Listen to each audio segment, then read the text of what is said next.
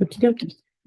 So what we're doing today is the family support partner and family transition partner orientation.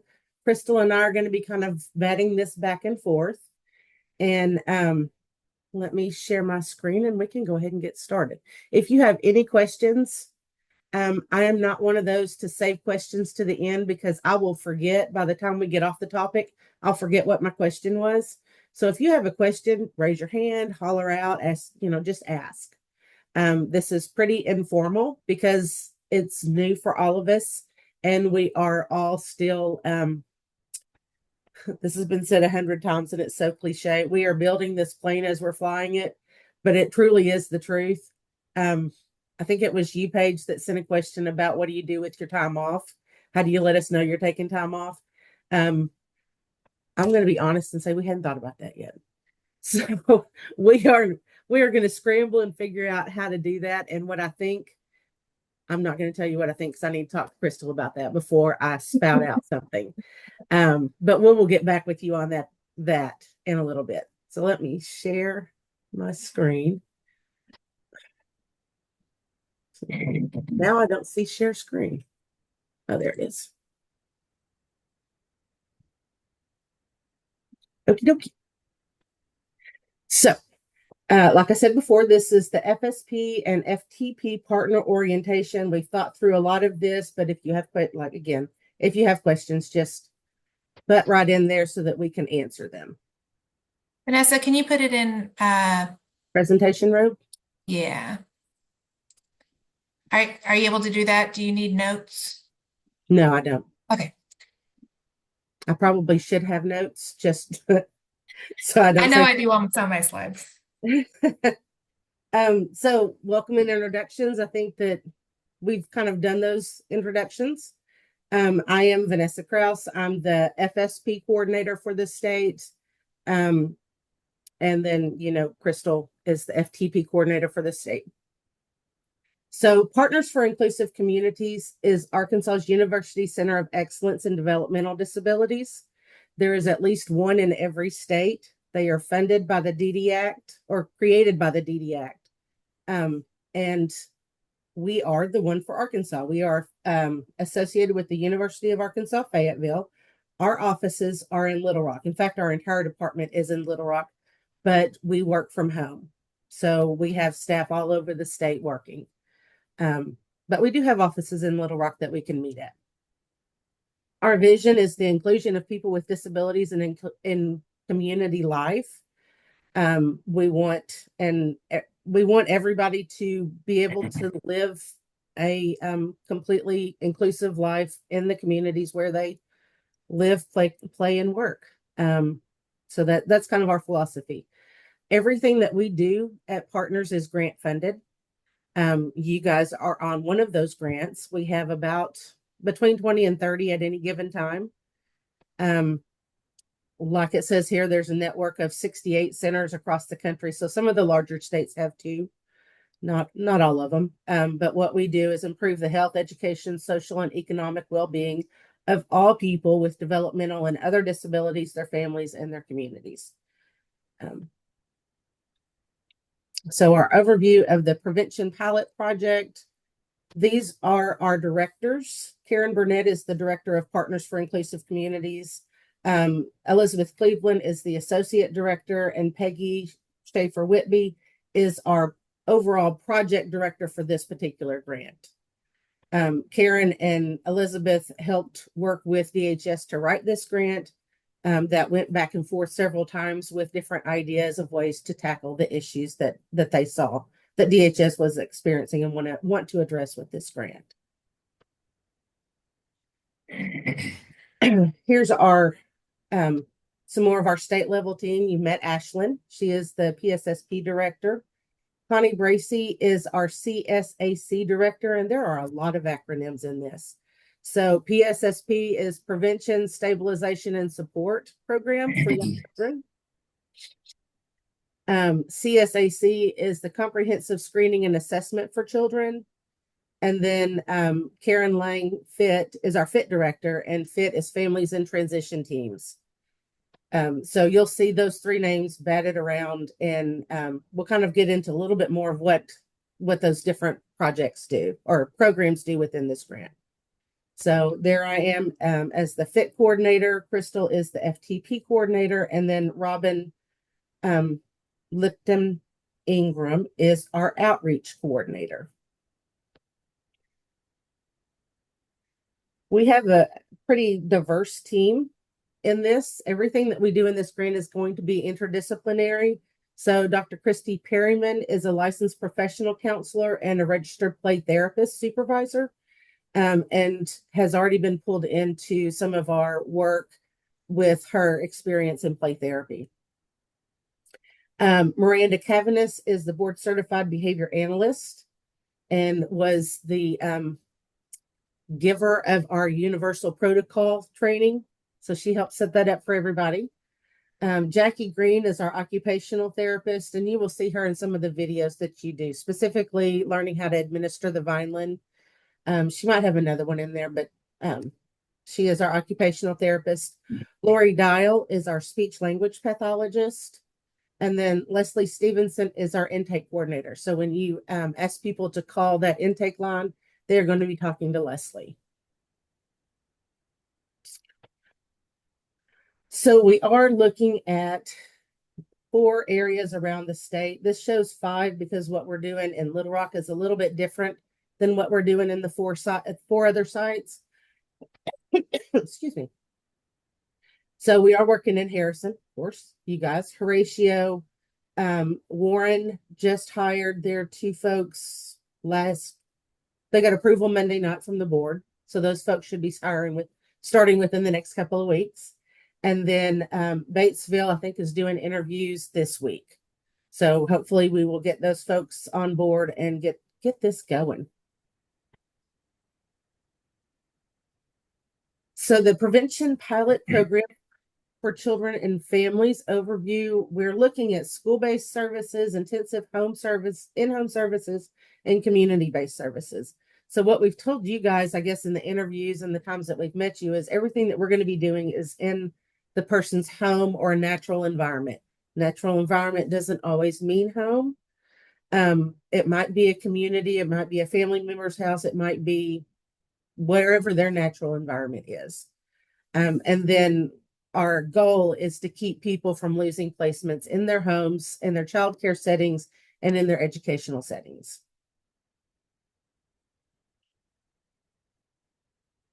Here's our mission statement. To better serve all children and families, we are committed to creating innovative systems changes through support and growth of local community-based resources. So we're not trying to bring new things into your community. What we want to do is build up the things that you've already got and use those. We do this by bringing together interdisciplinary and evidence-based practices to meet the needs of the whole child and their family. We strive to meet families where they are through a lens of cultural humility and trauma-informed care. So we will be working with families. We do look at the families as the experts on their children and their family life. We want to take from them what they're doing right. We want to praise that and we want to celebrate that, but then we also want to build up and strengthen some of those things that they see as challenges in their families and in their lives. Crystal, do you want to do this next part? I do. Okay, so here, this is just a little breakdown. The PSSP, Prevention, Stabilization, and Support project. This is for educational, as Vanessa had mentioned, helping support from birth through 6th grade families that are in jeopardy of losing daycare or school placements. I do want to preface that a family could very much look like they fit into both programs. So that's what the directors are going to do during the intake process, is they're going to figure out which one meets the immediate needs of this family. And then us working together is why it's going to be so important, because if there is two different things that they need, you guys working together as locals and Vanessa and I working together and our directors is going to really encompass this family all together. But for the purpose of defining them, PSSP is educational or daycare. And then we have families in transition, which we are concentrating on children and families that are potentially losing placement, whether that's a foster child, a child in an adopted family, a natural or bio family, the families having difficulties with behaviors. The child is in acute or residential and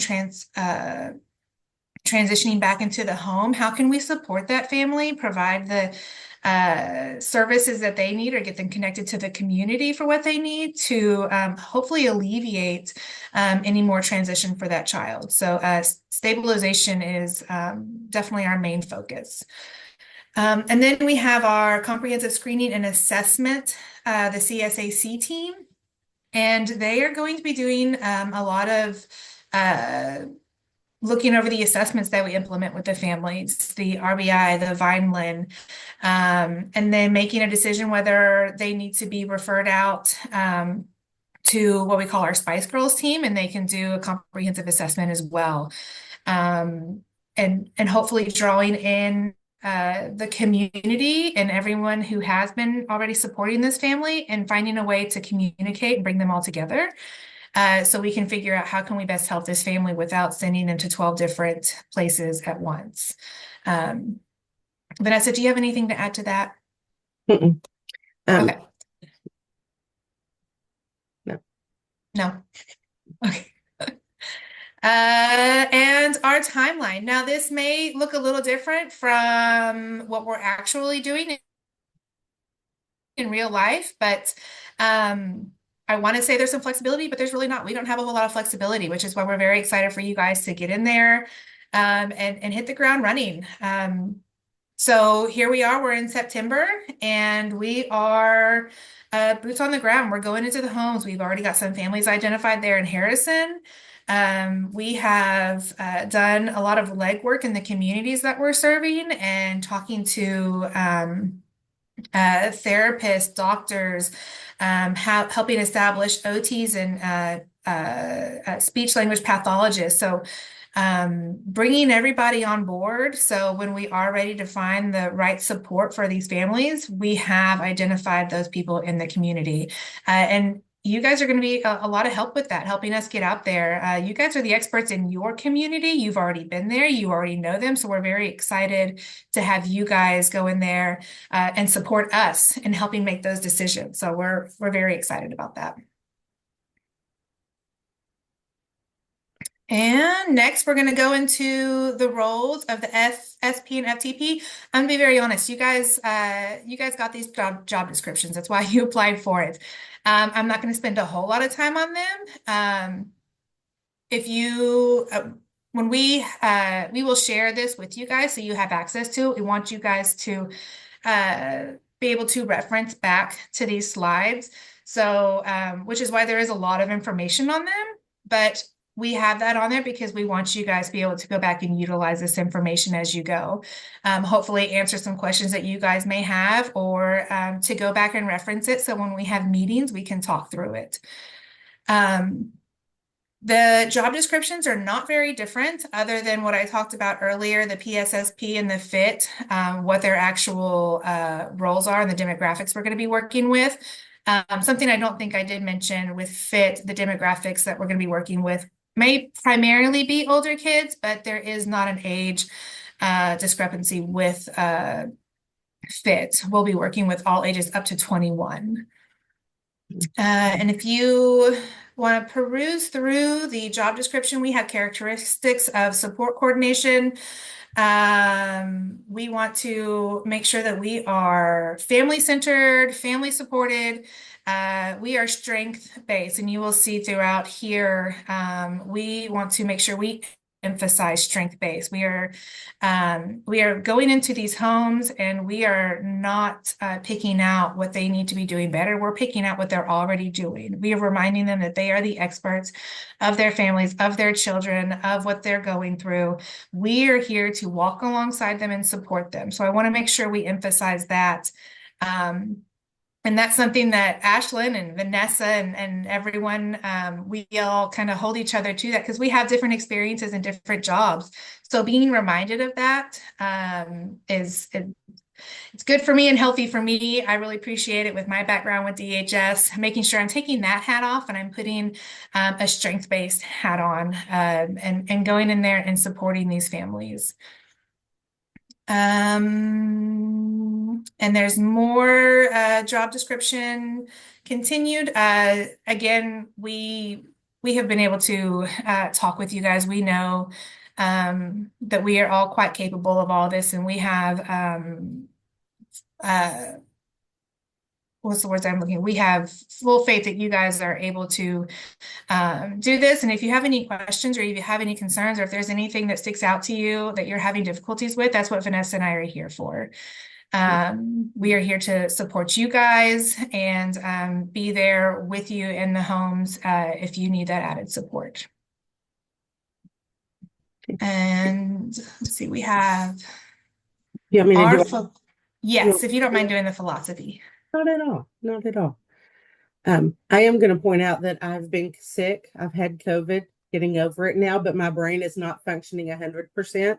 So if I'm stumbling over words or having to think about what I'm trying to say, that is what's. I wish I could say that every day. Blame it on COVID every single day. That is not always the case, but right now that is the case. Excuse me. So our family-centered philosophy, everything that we do is family-centered. We want to boost up those families. That's what Crystal is saying, that, take off that DHS hat. We don't want to identify what they're doing wrong or, point out things that they need to fix. We are working with the family as a whole, and family-centered practice is based upon the belief that the best way to meet a person's needs is within their family, and that the most effective way to ensure safety, permanency, and well-being is to provide services that engage, involve, strengthen, and support families. So that is why what we're doing is in the family's home. We are looking at the family as the experts on themselves. And, I've worked in mental health long enough to know that when we send kids to a residential treatment facility, we're treating one part of that problem, and then we're sending them back into the family where that problem was started, but we're not working with the family. And so we're not fixing anything. And I've had a lot of families say, here, come fix my child. No, we need to work with the whole family to support and strengthen the whole family. Family-centered workers strive to preserve families and prevent out-of-home placements when this can be done safely. It cannot always be done safely, but if it can be done safely, we want to keep the kids in the homes. The family-centered model views families with dignity and respect as having the capacity to make family-informed decisions and act on them. This differs from models in which professionals make decisions alone or only with the assistance of families. And so this will really come into play when the family is identifying the goals. We may see things that we think that they need to work on, but we want the family to identify their goals because that's where it's going to make the biggest difference. So we want to work alongside of them, with them at the lead. Family-centered practice, the key components: engaging with the family, with family members to understand their lives, their goals, their strengths and challenges, and developing a relationship between the family and the practitioner. And we are going to be doing some pretty intensive, I say invasive, assessments with families. You ladies will see a routines-based interview at some point, but that is a conversation of what your day looks like from the moment you wake up until the moment you go to bed. And that is all in the realm of trying to understand what's going on in this home with the families and how that's impacting the child and their behavior. We work with families to set goals and strengthen their capacity and make family informed decisions. Like I said, the families identify the goals that they want to work on. We may make suggestions, but it really is the family. That's the way we're going to get their buy-in, is if they identify their goals. Providing individualized, culturally responsive, and evidence-based interventions for each family. We've done a lot of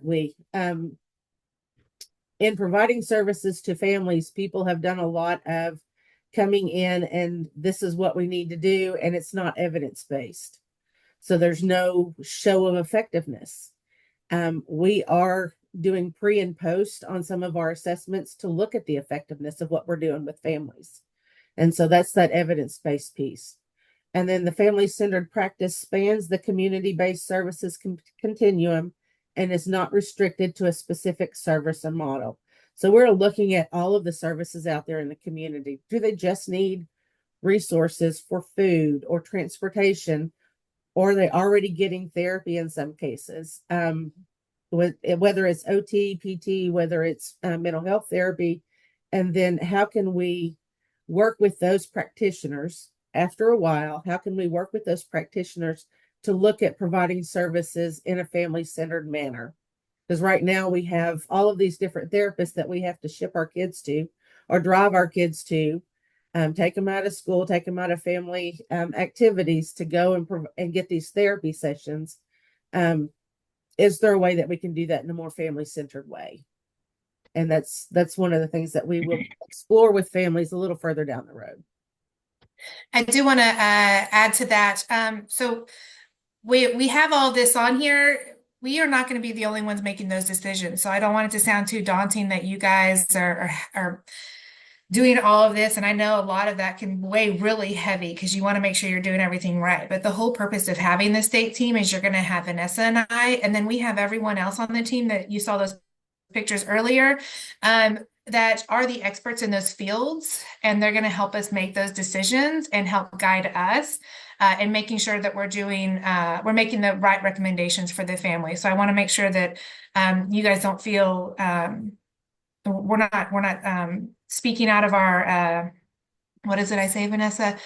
Area of expertise. Yes, we're not stepping outside of our area of expertise, that we are making sure we're utilizing our state team and helping us in making those decisions. And case in point, I'm working with a child here in Little Rock, and I was kind of I'm not quite sure where to go, and I'm not quite sure where to move to on this. And we've had a couple of different meetings with the directors, and it wasn't until yesterday that we finally came to a consensus on what we needed to do. But it was a decision that we were all able to make together, and it didn't fall on just me, the FTP. So that was very helpful, and it didn't fall just on my director, Karen, either. It was the whole team came together to help make this decision, and making sure that we're doing right by this child. So I want to preface that, make sure you guys know we have a whole team surrounding you guys and surrounding this community. So don't feel like it's just you. Okay, so we are taking a strength-based approach. Every individual, group, family, and community has strengths. Yes, they do. We just need to find them. We need to find them. And sometimes it doesn't look the same. I'm going to throw this in there because I talk in stories. So I was down in Warren and doing interviews for the FSPs, FTPs, and we were talking about the community resources and how they felt like they didn't have a lot. But they were identifying resources just outside of Warren. So it was Monticello, was only 15 minutes away. So they were identifying some of those resources. And I looked at them and I said, every community has resources, whether they're formal resources or informal resources. I'm a social worker. I had to do a community assessment. And my community assessment was, and this is not going to mean anything to you guys because you're not probably not from this part of the state, but my grandmother lived in Dallark. It's on the Dallas-Clark County line. It's a very small town of 130. And there is one stop sign. There's literally nothing there. There used to be a country store with a gas station. It's not there anymore. It is now known as the big curve in Highway 7 between Arkadelphia and Sparkman. That's all there is. I did my community assessment there. Those resources looked like my mother was the nurse. My mother played the piano for both the Baptist and Methodist church. There was a gentleman farmer who had extra crops where he would grow for other people around the community if they needed food. They didn't have a fire department, but if you have something going on, every man in that community is going to show up. So this guy flipped his tractor. Every man in that community showed up to help pull the tractor off of him, and then my mother was there as a nurse to help take care of him.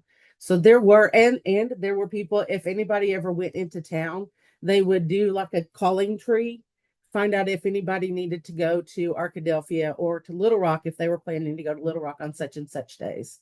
So there were community resources there.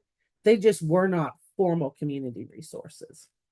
And I can't tell you how many kids would come over and have lunch or hang out with my grandmother or my grandfather because their parents had to work or there were just other things going on in the family that the kids didn't need to be around that time.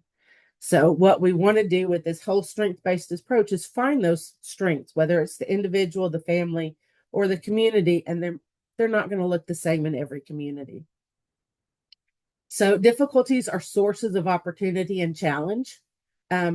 Yes, we life is difficult sometimes, right?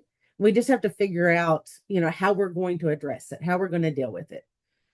So it's an opportunity to find new ways around those difficulties or through those difficulties. So we do not know the upper limits of a person's capacity to grow and change. Never assume that we do. People will surprise you every single time. I've had people tell me that this kid will never do something such and such or so and so, and they do it. They do it if they have to. Or just they do it because they grow and change. So we never assume that people can or cannot do something. Collaboration, no expert domination with participants. So we're collaborating in everything that we do, whether we're collaborating with you two as the FSP and FTP, whether you're collaborating with me and Crystal, whether we're collaborating with the whole team, whether we're pulling in community members. After we meet with the team for a while, we're going to identify a primary partner or a primary therapist for the family. And that's going to be another collaboration. So it may be our OT working with an OT in your community to build that capacity of family centered and strength based practice. Every environment is full of resources. I just told a story of that. Context matters. Context does matter.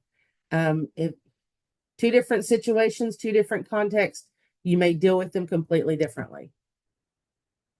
And hopefulness matters. Sometimes people have been through so much that their hope has dwindled. And hopefully, what we can do with our program is help restore that hope, let them know that they're not alone, let them know that we're there to walk with them and help them as they go through some pretty difficult times. Strengths can be nurtured, thus must be assessed, planned, focused on, and evaluated. And that's what we do with some of our screenings. So we're going to do the Vineland, which is a developmental assessment. We're going to identify what the kids can do and are doing well, and then things that we need to assist them with. And how can we build up those strengths and nurture those strengths so that they can then be stronger. So I pulled this out of a strength-based curriculum, and I've been told that DHS has been using this to identify what's wrong with this family. And I know it's a fuzzy photo, but can anybody identify any strengths in this family photo? And just shout them out there. Dad's attention. Little boy's looking for dad's attention. Yep. He loves his father. He obviously wants his dad to pick him up, is what it looks like to me.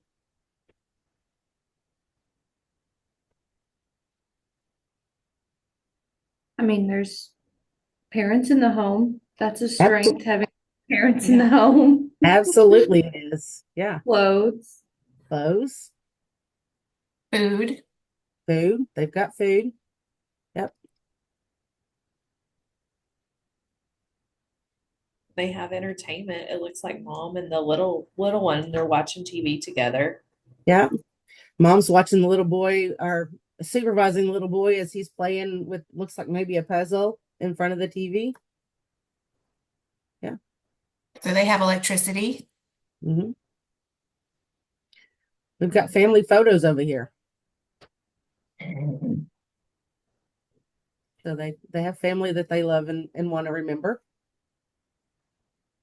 There's an air purifier. Mom may be smoking in the home, but there's an air purifier trying to help, trying to help. Bottle I- for the baby. I'm Oh, sorry, yes. The bottle for the baby. a bottle for the baby. Yeah. Yeah. So the house may be messy. There are dirty dishes in the sink, but they have dishes, and that means that they've cooked recently. Yeah. So was it harder to identify the strengths than the weaknesses?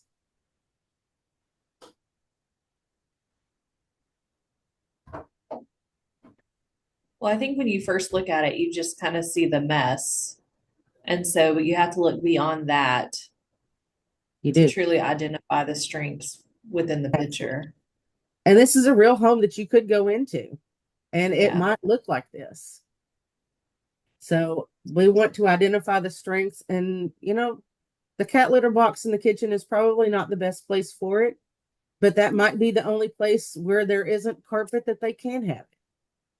I'm gonna be honest and tell you I've struggled on where to put mine.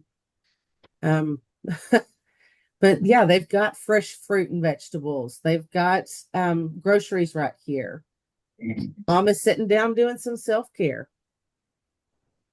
They do have electricity. So we've identified a lot of the strengths in this family, and that is what we want to do when we go in and see families is we want to look past the mess. We want to look past what we think that they shouldn't be doing, smoking while she's pregnant, um, and look at the positives because they are trying. Dad obviously worked. There's his lunchbox. Looks like a work jacket to me. So dad's at least working. Looks like the little boy is happy to see him. So I think that, finding those strengths when we go into the families is what we want to do. Crystal, I'm going to give home visiting to you. Yes. So, um, one thing I'm very excited about is everyone here has experience in home visiting. We all know what that looks like. We all have had different experiences with it. Some very similar, but no one family is the same, and none of their houses look the same either. Um, so we're going to go through home visiting, kind of what our expectations are. And I want feedback from everyone, whether if it's not today, I want feedback moving forward. How can we maintain our safety? Making sure that we're promoting, positivity and strength, adhering to the ethics in the home visits and all that good stuff. So as we're going through here, if you guys have notes that you want to write down, save questions for after each slide, just raise your hand or give me a nod or something. I can't see everything. So if you have to unmute yourself to say something, please do. We all have different experiences. You guys also know your communities better than we do. We haven't been into your community. So if you know something that has worked better for you, please let us know so we can also learn from you guys. So scheduling home visits, this is just kind of an overview of how we hope to schedule them, maintain them, and then maintain our communication during scheduling them. So Vanessa and I, and if either one of us is not available, we're not covering for each other, it could potentially be one of our directors reaching out to you. But primarily it should be Vanessa and I. We'll let one of the locals know whether the FSP or FTP, whichever program it's decided on.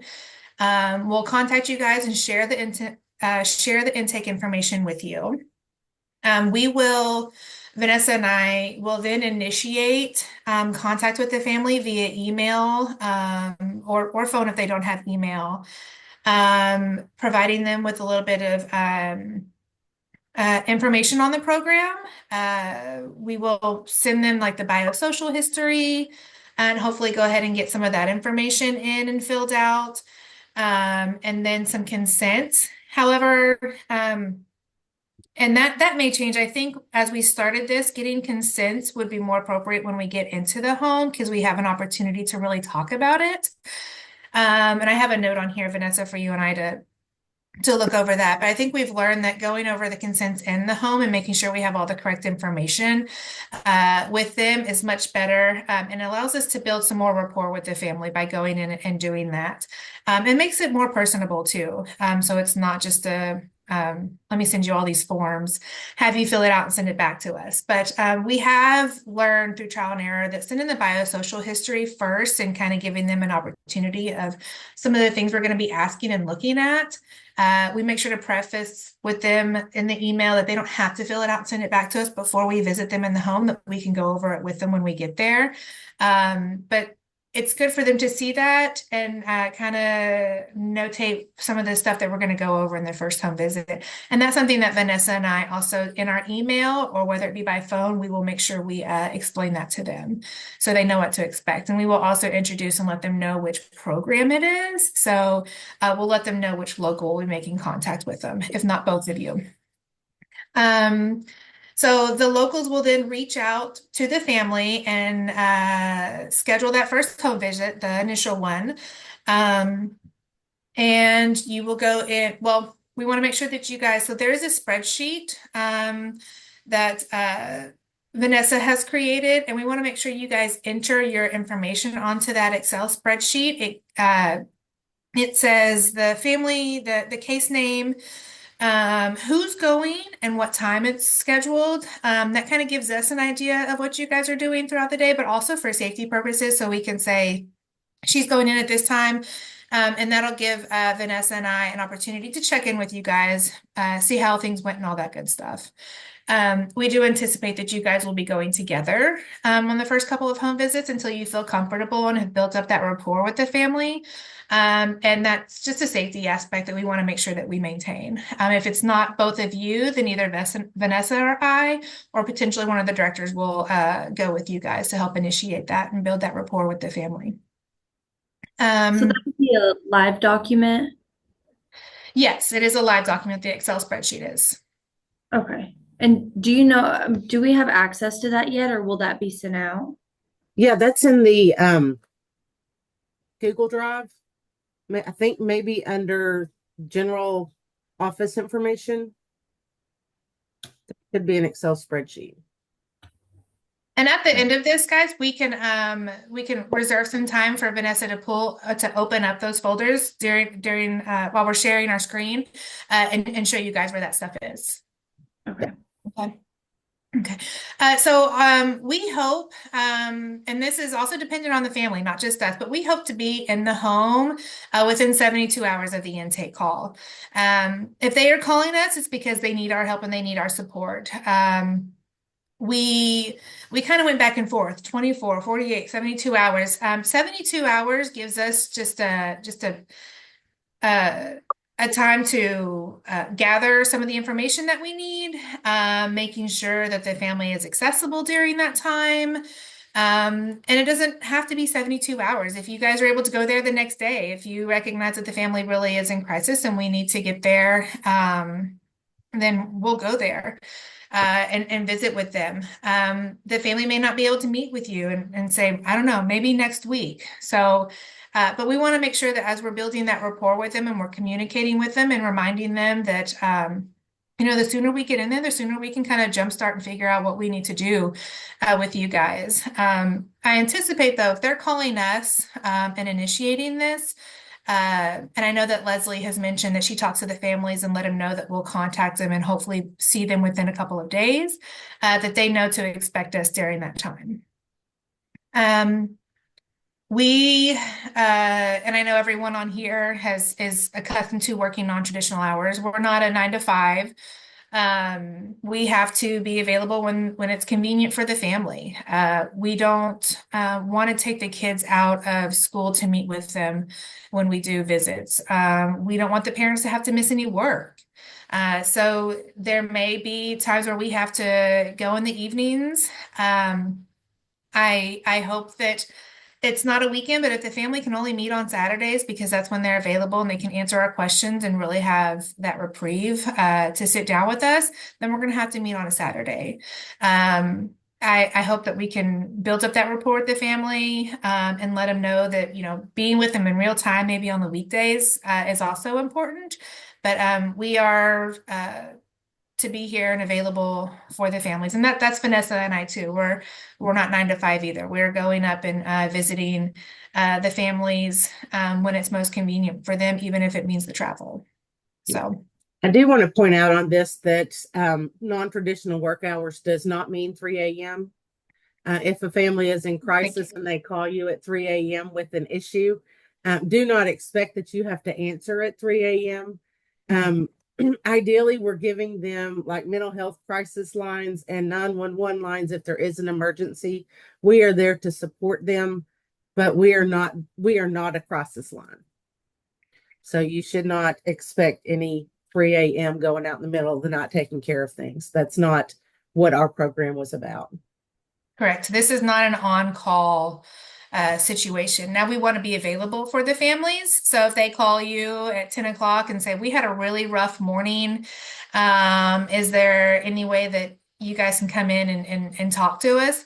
Find the time that's available and appropriate for both of you and try to meet those families' needs. But no, we're not an on-call. For example, the family that I spoke to in Little Rock that I'm helping, they've had a couple instances. I mean, the child ran away, and the mom was sending me emails throughout the night. But when I first met her, I let her know. I said, "You're welcome to email me and you're welcome to text me, but I have a large family and we have a lot going on. And there's no guarantee I'm going to answer you until the next morning."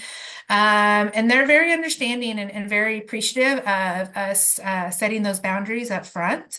However, I did not leave them without knowing who can you call if you do need assistance. The child had been in Methodist before, so they do know what the crisis hotline is for any SI or suicidal. And then there's always local police that they can contact if needed.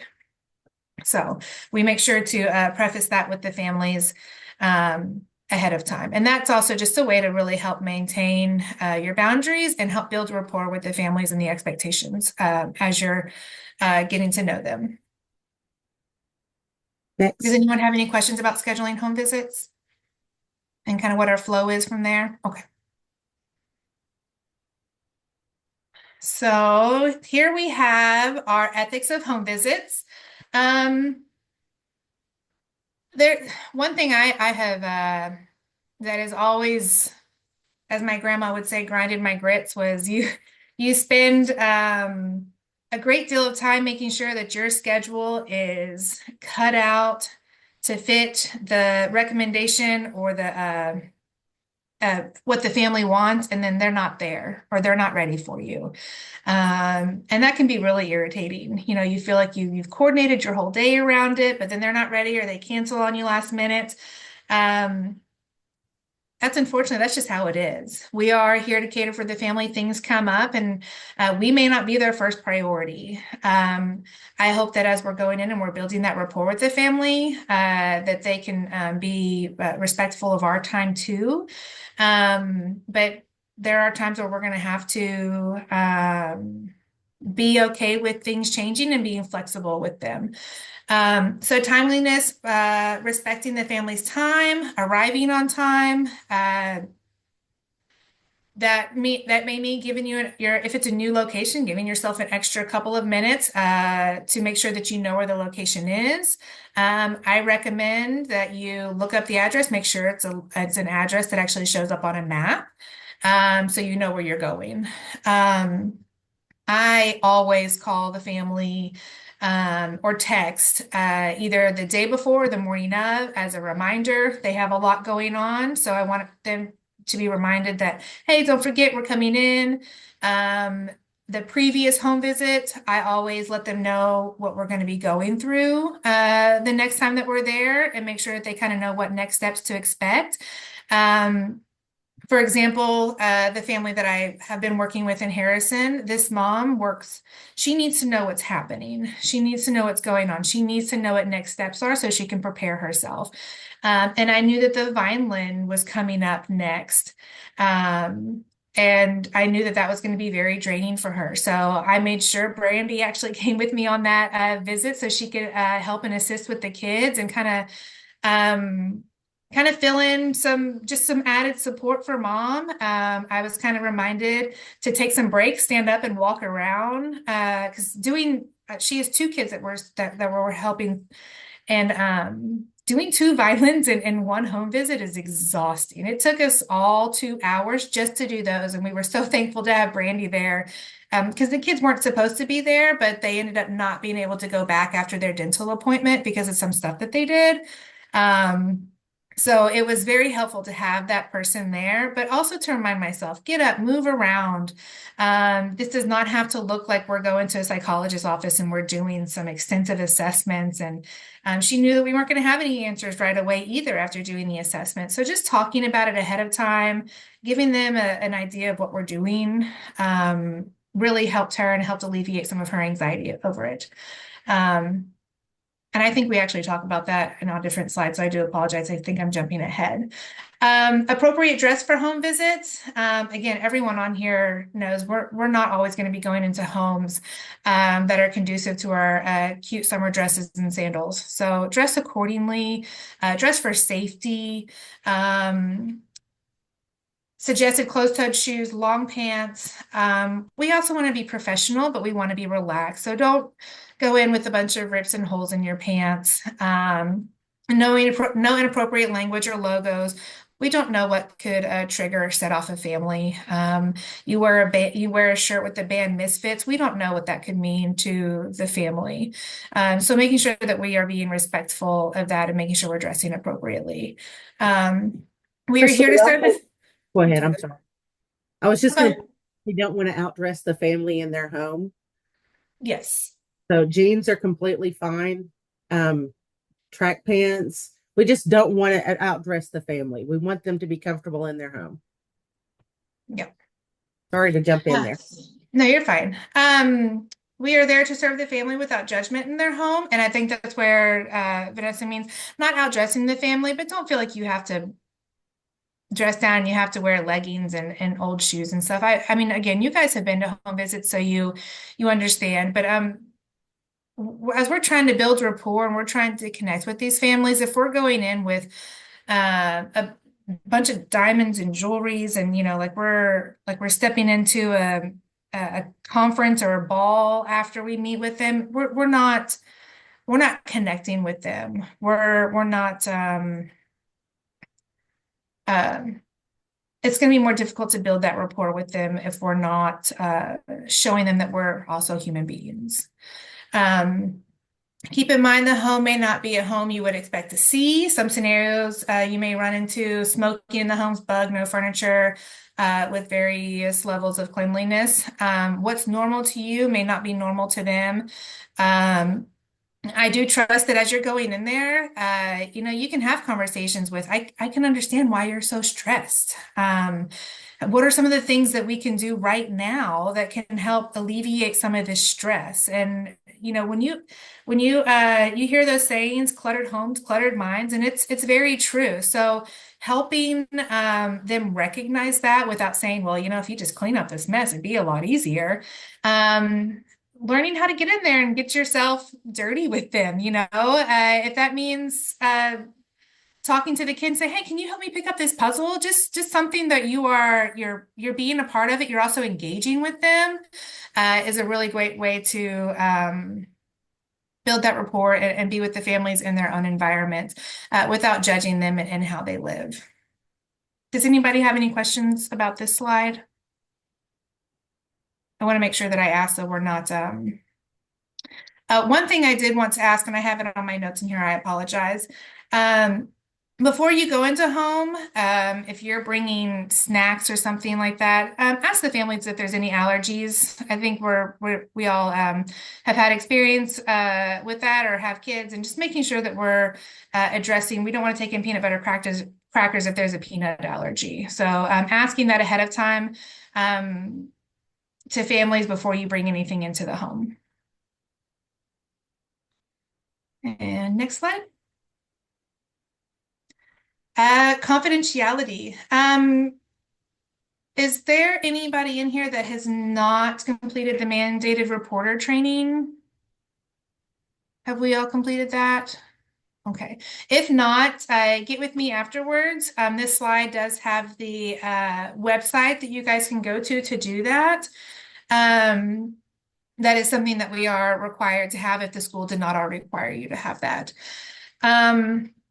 So something that we are all familiar with, confidentiality, making sure that we are establishing rapport with the families through clear communication on what that means.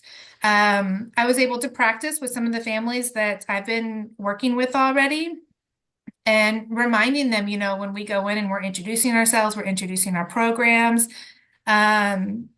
We want the families to be reminded we're not DHS. We're not coming in here and telling you what to do. I didn't say that, but as a reminder, we're not DHS. But we're letting them know that we are mandated reporters. We are still adhered by the law to make sure that we're upholding the safety of everyone in the home, but specifically the kids. So if a family does disclose something, you don't have to say, I'm going to have to call that in. But as a reminder to you guys, and if you've completed the training, you know that if there are any safety concerns or if there is a disclosure, that we do have to call that in. We do ask that you let Vanessa or I know, so that way we know how to handle it moving forward. If you had to call in something, if you had to call out a disclosure, you don't have to tell us what that disclosure is, but we would like to know that you had to call that, and we want to make sure that your safety is maintained when you go back. If there was a safety concern when you went in there and you called it in and it was accepted, please let us know so we can debrief and we can talk about how to move forward with that. Communicating the policy on how we will maintain confidentiality and the information that's shared with the team, including health and family information. So letting the family know that the information that we are gathered, we do share with our team, however, nothing outside of that. When I had the family sign the DHS 4000, which I think all of you guys are familiar with, just letting them know that we're signing this, who it's going to, and who we're going to be requesting those records from. So that way they don't feel like we're doing all of this side work behind their back. We want them to know everything that we're going to be requesting and what we're going to be doing with those records. So making sure that you're building that rapport with them by communicating all of that. You will then go over and have them sign the participation agreement with the family. If you guys have not already seen that, that's a form that explains what our commitment as FTP and FSPs, and then the family commitment. We had originally started out and we had created a form that was like the family commitment, and Vanessa brought it to our attention. We can't go into this home and have all these requirements that this family have to meet without acknowledging that we have some that we have to meet as well. So we made it 2 parts, and you'll see them in columns of what the expectations are for us and for the family. And just another way for us to really help build rapport with the family and letting them know that they're not in this alone, and we're here to walk alongside them and support them. Make sure that's everything on there. Does anybody have any questions about this page? Okay. And here we go into our safety, and this kind of coincides with what we talked about if you're having to make a hotline call. But what does a safety concern look like? active drug use in the home, firearms within reach of children, no food or water, environmental concerns such as hoarding excessive trash, outbreak of bugs, rodents. And then I put some on there that anybody that's worked with DHS or been on a home visit is familiar with recognizing. I want to take a moment here. I would love if someone can share an example of a safety concern when they walked into a house that they were not prepared for.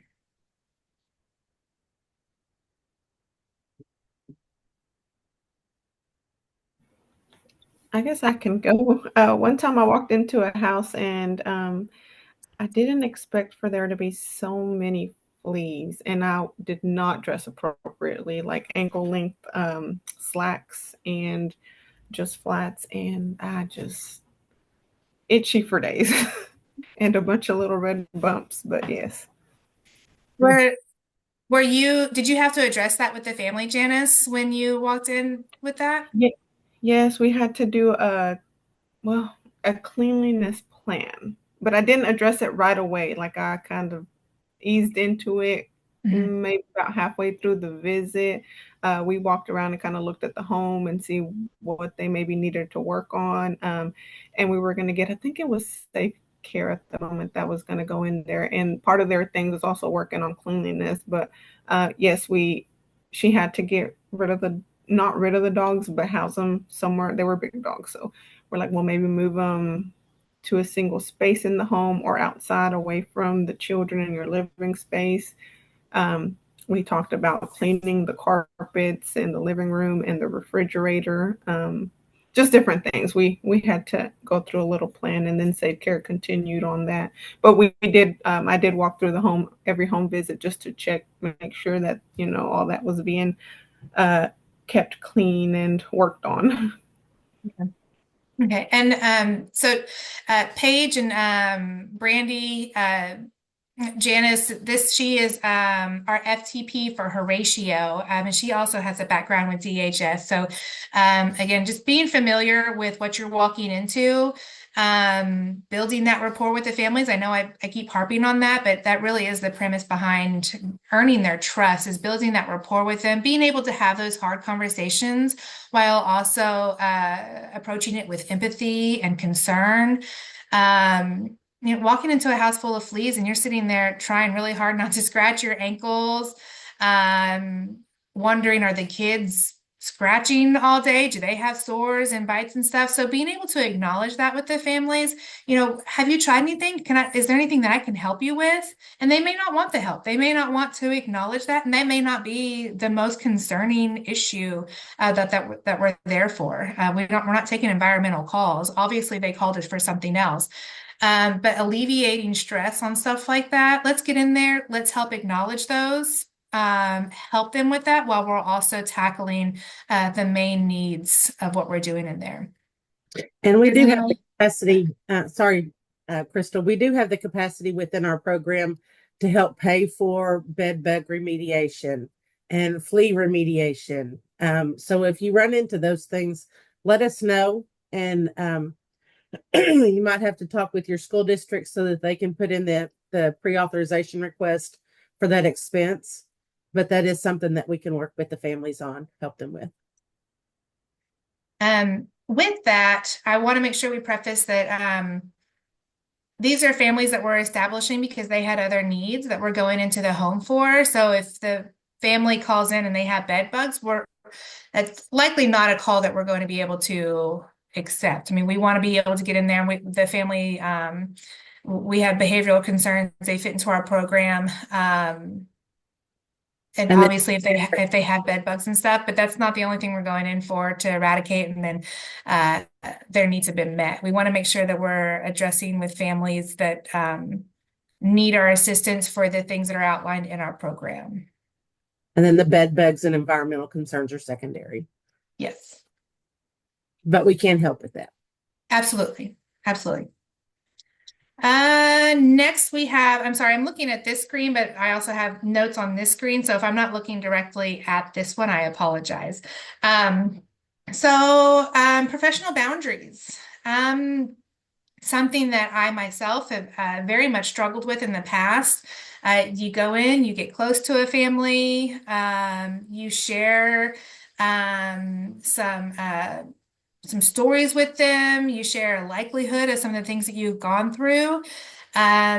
But we have got to make sure that we maintain a professional boundary, and that is how we are going to maintain the trust and rapport of these families that we are supporting. And that's how we're going to earn and keep the trust and rapport with the community members that we're going to be working with alongside with these families. So what is a professional boundary? Professional boundaries are the ethical limits of behavior that ensure professional relationships remain safe, professional, and effective. They protect against exploitation, professional misconduct, and unhealthy emotional attachment. I put a website in there. I got a lot of information on there and a lot of stuff that I would have never even thought of going into home visits. So I encourage you guys to go look at that. It puts it in what I like to call layman's terms. It put it in terms that it was so relatable. I didn't feel like I was reading a scholarly article with a bunch of stuff that I felt like was read or written by people who had no idea what going into a home visit was like. But this website helped outline a lot of things that we will likely run into. So I really appreciated it. And I do encourage you guys to go look at that. Can anyone tell me why is it important to establish boundaries throughout your work, your entire work with the families? I think that what I've come to notice is that if you don't set boundaries, then like either people are going to run all over you or like nothing's going to be accomplished because you're almost too busy working on a different kind of rapport other than like a professional one in order to help the families. Absolutely. That's a very, go ahead. I just said that there's a fine line of obviously we're not going to go in there being rude or anything like that, but you can, be professional in a way that you have good boundaries to where you're able to get stuff done. I mean, because ultimately we're here to do a job for them and they ultimately have a goal to meet. Absolutely. Absolutely. That was very good. So I put down here, because I want all of us to know and remember that it's okay to acknowledge that boundary lines are not always clear. And they can look really fuzzy when you're trying to build rapport and trust with the family and they're disclosing information to you and they're giving you every trauma scenario that they have been through. So it can be really hard. I was speaking to one of the moms and it was really hard for me not to just burst out in tears and have a level of empathy of what she was going through. I was able to hold it back, thankfully. And that's my experience being a forensic interviewer. You have to be able to retain that information while maintaining professionalism. But I had to stop, and Vanessa saw me. I had to stop and acknowledge, I'm really sorry that happened to you. But I had to regain my composure and I had to move forward with that. But it's okay to acknowledge what they're saying to you, and it's okay to empathize and let them know that you heard them. But we wanted to make sure that we're in there, we're getting what we need to get done. And if that is something that they keep bringing up and that they may need more time with, then we want to make sure we're getting them into the right person for that job. Contacting Chrissy from our state level, who can we get in? Who do you know in that area that we can get help from? Are they already in therapy? Is this something that we can get an appointment set up and have them talk about it? But we're going to run into issues where they divulge all this information to us, and we have to make sure we're maintaining those boundaries with them. What examples can you provide in advocating for families while maintaining professional boundaries throughout your work family? So I gave an example. If somebody else has one that you can think of off the bat, please raise your hand. I'd love to give you an opportunity to talk about it. There's one quote on here that I want to mention. And this came from that website that I was talking about. And again, the perspective on it was just like, oh, wow, that makes a lot of sense. But it says, by setting and maintaining boundaries, you honor your expertise and the value of your work. When we start crossing those lines, we are devaluing what we're there for and the work that we're putting in. So I really enjoyed that quote. I'm going to share it in email. I want to make sure that that's something that we look back on, but I felt that really adhered to going in, and we're going into such a personal space into their homes. And we're going in there to help acknowledge the strengths and build rapport with these families. And that can be really, really hard if that place is not something that we're comfortable in. So maintaining those boundaries and all that good stuff really helps put us at ease too, because then we know what to expect from ourselves and the families know what to expect from us too. Does anybody have any questions about this slide? No? Okay. And establishing a positive relationship. And that goes along with everything that we've been talking about, building rapport with families while also building trust and open communication. Everything that we have talked about before really is a foundation for that. Building a foundation of trust and letting the parents and families know that you see them, you hear them, you are here to support them. Asking questions, in what ways can you start building trust?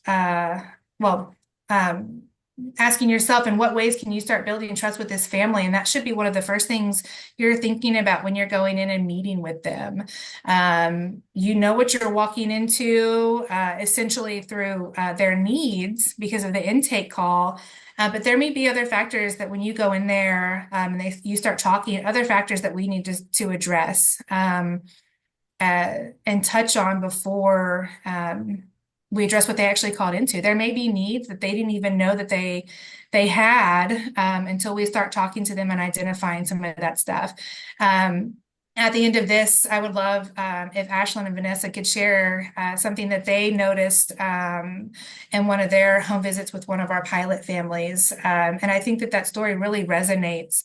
Actually, Vanessa, can you do that? Do you mind sharing that story now? I think that story just really resonates with what we're talking about when we're going in and establishing a positive relationship. Sure. I want to point out one thing before I get into that story. Make sure you're communicating next steps. We have like the first 5 or 6 home visits mapped out. You guys know what you're going to be going in and doing with the families. We're going to get into this a little later, and so I'll elaborate on that in a little bit. But communicating those next steps, you're going to know what they are. Share that with the family. And so the story that Crystal is talking about is we had a pilot family just to test out our processes, and Ashlyn and I went to visit with this family, and it was a little boy. Mom thought that he had autism. He had a lot of behaviors. He was on the go constantly. Mom didn't trust him to do things. So like she wanted to put him in swim class, but he was not going to be one of those kids that's sitting on the side of the pool waiting for the instructor. He was going to be in the pool where the instructor had to constantly save him and pull him to the side. So her concern was getting some time away from him, but she didn't trust, so that she could work on her relationship with her husband so that they could be a couple as well as parents. And then and so that was kind of her, that she wanted to be able to have somebody babysit him. She wanted some respite, kind of. As we were going through the routines-based interview, Mom had never mentioned this to anybody, any of the other therapists in their lives. She mentioned that when we were talking about who gets up first, well, I think it was that the little boy got up first. And then Dad was second because Dad slept in the little boy's room. And we found out that Mom and Dad, throughout this conversation of, what does your day look like? We found out that Mom and Dad had not slept in the same bed in 4 years. And as she was explaining this, Ashlyn noticed that she was crying. I was too busy taking notes because the routine-based interview is pretty intense, and it's going to take 2 people, and we'll explain that a little bit more. But I was busy taking notes, so I had my head down. I wasn't watching Mom's reaction, but Ashlyn was. And she noticed that Mom was crying in all of this. And was able to respond to that and give her some support and, just empathy that, yeah, I hate that y'all are having to go through this. The little boy was having night terrors. And if dad was in there when he started to wake up with his night terrors, dad could rub him on the back and soothe him back to sleep. But if dad wasn't in his room, then he was up around the house running around for hours. And so it had just developed over time that it was easier for dad to sleep in the little boy's room and hadn't slept with mom in 4 years. And that is, to me, a prime example of why parents with children who have disabilities have higher divorce rates. And immediately that jumped to the top of the priority list of things that they wanted to work on. So their goal was no longer respite, it was getting mom and dad back in the same bed and some nighttime and sleep hygiene routines. Thank you for sharing that, Vanessa. So my little bullet point down here at the end, never assume a family understands everything you are saying, rather provide opportunity for them to ask questions or read expressions, body language, to know when to clarify what you're saying. And that goes along with having two people in there, one person taking notes to ensure and another person to ensure that we're obtaining verbal and physical cues as they're answering those questions or talking about their needs and wants.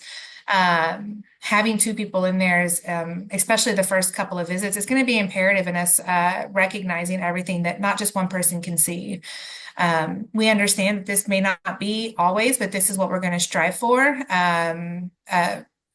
As we're building this and we're working together, we want to strive to always have two people in there, but definitely for the first home visit. And that just goes back to the safety and all that good stuff, which is our first priority, is the safety of you guys going into the home. The next slide. And this is effective home visiting practices continued. Oh, wait, no, not continued. Yes, continued. Yes, sorry. Responding to unique strengths and culture. Again, we can't preach it enough. We are a strength-based team, gathering information on the family, child, and community, all while highlighting their strengths and building on this foundation. As we're in the home, getting to know the families and we are meeting them where they are at, which may not look normal to us, but we can't expect to go in there and get to know this family and start telling them what to do without acknowledging everything they're doing right, reminding them that they are the experts of their family, of their child, giving the family space to share their culture with you, and that allows your team to get to know them and learn how to share with your team how to approach the family while respecting their needs and cultures and beliefs. So if you go into a family home and they do things differently and it may not look like what we do. And Janice, you may have more experience with, you said that some of the demographic in your area is Marshallese.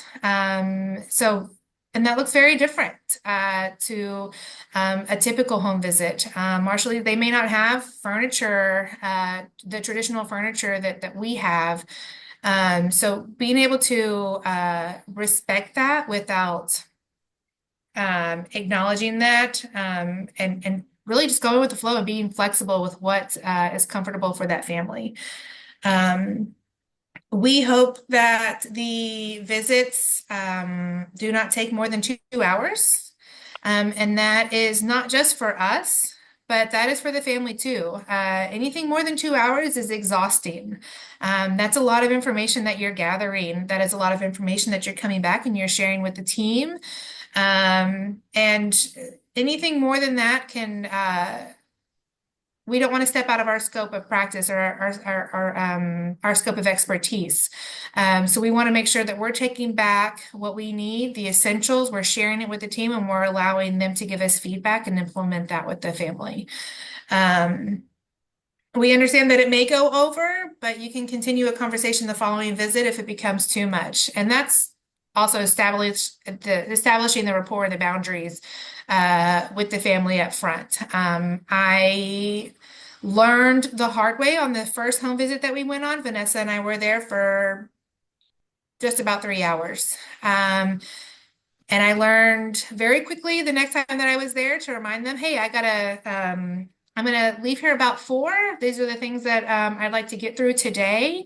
And then making sure that you have time to go over and anything that they have concerns with that wasn't touched on, giving them an opportunity to ask questions and talk about stuff. So I'm really good with that. But that's through a lot of trial and error on my part, and having 50 cases with DHS and having a lot of home visits to get through. So it may be something that you just need practice with, and I am more than happy to help you guys out with that, or go on home visits. If you have a family that you are having a hard time getting out of, or they want to make a full day of it, let me and Vanessa know. We can go and we can help strengthen and give you the confidence and empowerment you need to help set those boundaries with the family. So you're not dreading any future, not dreading, that's not the right word. So you're not having to set aside a whole day's worth to accommodate just one home visit. We want to make sure we're respecting everybody's time. Does anybody have any questions on this slide? Okay, we are nearing the end of home visits. This one, and this is really for you guys to, I have this printed up on my wall, and it just kind of gives me an idea through each home visit that I go through. So what am I doing before? Confirming the intake information is complete, identifying the team member who will be going with you, at least the first home visit, to assess safety concerns and assist with paperwork.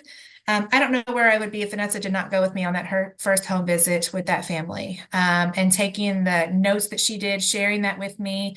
Because when you're the one that's talking and really driving that conversation, it is so hard to take notes, acknowledge everything around you, acknowledge the emotions that are coming through, learning to pause when you need to pause and acknowledge what the family's telling you. If I had not had Vanessa, that visit probably would have been 4 hours long. So I really needed Vanessa there to help me with all that and making sure that I'm getting everything. And I wasn't stressed out about making sure I was writing down every little thing, or I had to remember every little thing, because she was there. And I had that confidence that she was doing that for me, or assisting me with it. Add this information to the spreadsheet, which we will, at the end of this, we can pull that up for you guys so you guys can see that, confirm the date and time with the families, and then confirm appropriate paperwork is gathered for the home visit. And in the work folders that Vanessa has created for you guys, there's a list of what we take on what home visits and all that good stuff. And then during, assessing for immediate safety concerns, starting the appropriate paperwork, staying vigilant of the family's conversations to help promote any needs, and then going over next steps with the families before you either schedule or you give them a time that you're going to call to schedule the next home visit. And then after, contacting the state level coordinators to let them know you have completed the home visit, uploading any paperwork into the database, enter home visit notes into the database, and then attending the debriefings, which is to be determined on when we're going to have those. Vanessa and I will get together later today and have an answer for you guys and email that out tomorrow when we're going to have a debriefing for next week. Any questions about this slide? No? Okay. And then there's just a quick little what we want the debriefings to look like. Vanessa, was it you? Oh, I coughed. I'm sorry. Sorry. Who's going to be involved? It's going to be us, the local FSP, FTP. We would like for both of you guys to be there, even if it's not the family that you're serving, because we want you guys to be informed of the families. So that way, if say Brandy's out, but this family needs that home visit for that week, we would like for you guys to be able to cover for each other. So, and then Vanessa and I, and then anyone from the team that we feel that is already a part of it, or we feel needs to be a part of it, we will invite them in as well. And then what that's going to look like, just an overview of the family in the first home visit. Did we get all of the consent? Is there anything that we need to add to that?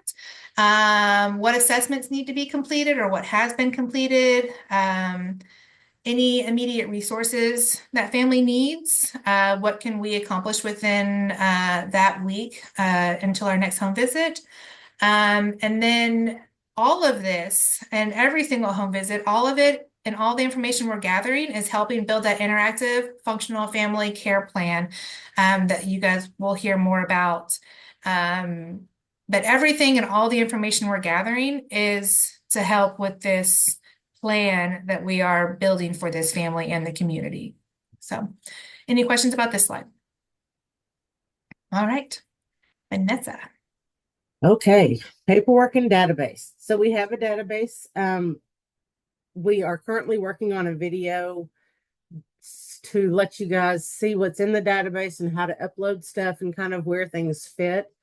We will have an introduction to the database hopefully in the next week or so. It is down right now for maintenance. So with that said, we're going to cover what we can. Excuse me. So the first paperwork that we send to the family is going to be that family participation agreement. We might pull that out and use that during the first family meeting, during that first home visit to kind of review what we're going to be doing. It has those roles and responsibilities of you guys, the FSPs, FTPs, as well as what the family responsibilities are. The DHS 4000 is just that release of information form.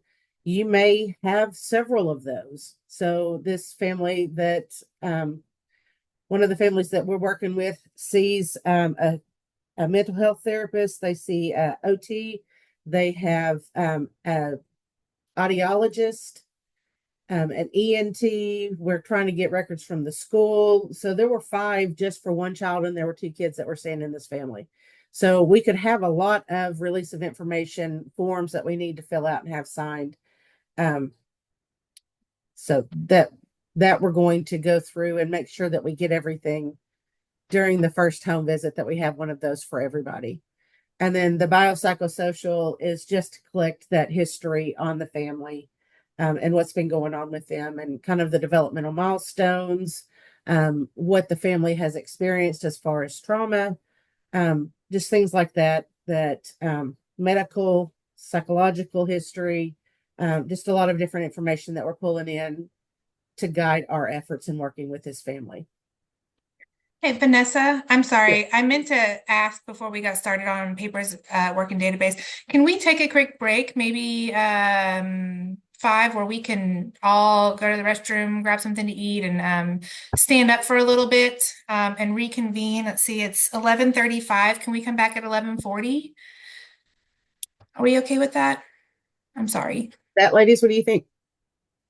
Okay, we'll see y'all at 11:40. Okay, thank you guys. I'm going to pause. Screen sharing is paused. No, I want to pause recording.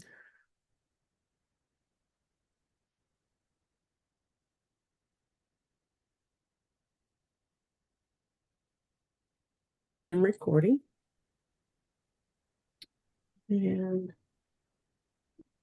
resume my share. Okay. So the consents, if we get in there with the family participation agreement and say that we've emailed it to them, but they haven't sent it back to us, I would love for you guys to go over that with them, see if there are any questions. It also does a really good job of laying out those boundaries that if they need to cancel an appointment, that they should do so. And if you guys need to reschedule, that you should do so, and giving them as much time as you can on both sides. So that is that. See if they understand everything, if they need any explanation, and ensure that they sign that. Because that is our consent for treatment. So if they're consenting to be in our program, that's what they sign. And then all of those forms that we give the family, like that family participation agreement, we've worked hard to make sure that they are in a fairly low reading level to increase that understanding and accessibility for families. So for each of the home visits, we've got a checklist, and this is just one section of the checklist. So we have checklists for the first 4 home visits with the idea that you may not get everything done on the checklist for each home visit, and that would roll over to the next home visit. So like Crystal said, 2 hours is the max that we want to spend in somebody's home, because they've obviously got kids, they've got things to do. If it's in the afternoon, they're going to need to get dinner and homework and everything else done. So, and it's exhausting, honestly. It is exhausting to spend those 2 hours in the home and gathering that information and all. So we want to make sure that we are respecting their time as the family, and then respecting our time as professionals, that we can get in and out of there in 2 hours. So like I said, we do have the first 4 home visits mapped out. But that's going to be flexible. Like Crystal said, during the first home visit, Mom talked for one of the kids that we saw here in Little Rock. Mom talked for 3 hours. We got to none of the paperwork. Mom was sharing this child's entire history from birth through 15, as the child was a teenager. And we didn't get to any of that. So all of that moved to the second home visit. The family that Crystal's working with in Harrison, there's 2 kids. I'm amazed that you got 2 violins done in 2 hours. That is not normal. It usually takes a little longer than that to do 2. In my first home visit, it took me 2 hours to do 1 violin. So, these are going to shift. I just wanted to give you guys like a checklist of things that should happen during those home visits. It provides information on what should be covered in each home visit, and it reminds you to complete the assessments, check on the resources provided to the family. How are things going? And then at the end of each home visit, we want you guys to write a note on what you did, what happened, so that we can put that in the database. Are there any questions about this? And I will go over here in just a minute, the OneDrive and the forms that we've got, but this is just a short example of what we have on this home visit checklist. I want to add, sorry, Vanessa, I want to add really quick. This is really, this is a guide for you. This is not necessarily something, I mean, upload it absolutely, but if you see mine, and I can show you guys an example when I meet with you, these fields are not filled out the way that they should, because you're taking notes and you're adding everything. But this is really a guide for you, making sure you get what you need, and just the primary information that you want to make sure you gather so you can share with the team afterwards, if that makes sense. I have a question. Yeah. Is there like specific like language that we need to be using whenever we write these notes? Or is there something that we need to include, or? Yes, we'll have a template for those home visit notes that we will share with you. And then we get into a little bit later, Crystal's going to talk to us about how to write those notes in the event that, they are subpoenaed for court. Mm-hmm. Okay. So yeah, we're covering that.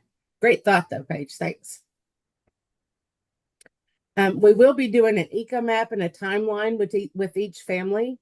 And so if you've not done an eco map, I've got a really good template and explanation sheet in the OneDrive for you guys, not OneDrive, the Google Drive for you guys to help with that as you start out.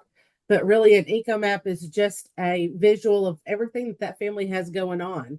So it's all of the resources, all of the connections that they have. And this is just a very brief one that shows, church, school, extended family, friends, utility services, non-health, health-related community services, social services, health services. So we map out what they already have in their life. So these are resources they've already got. What can we build on? What can we bolster up to help strengthen that family? And then over here is a timeline of, what's going on in the family's life. So I know this is a pretty benign timeline. So sister is born, brother is born, cat died. This would look more like, um, gosh, this child was in residential treatment facility for these months of this year and these months of this year. Dad left at this time. Yeah, there will be different things on that timeline. Mom's job, maybe mom lost her job, maybe the car broke down and we couldn't, whatever. So there's a timeline of what's going on, what's happening in that family's life. And Crystal has done kind of a protocol for what to include in the timeline. Yes, we want the timeline to look really organic and not just so. I mean, the eco map's going to give us a lot of information, but we want to put that information from the eco map into kind of a guided timeline that we can share with our team.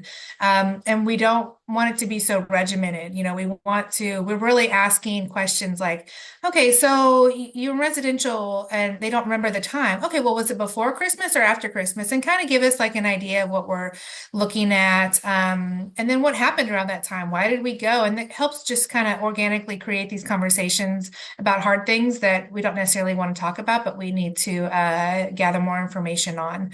And in the folder, I just gave some questions on how to kind of prompt what that looks like and some of the things that we would want to gather. And it's primarily geared towards like a kid or a teenager and really what their perspective is, because we can hear from the parents all day long.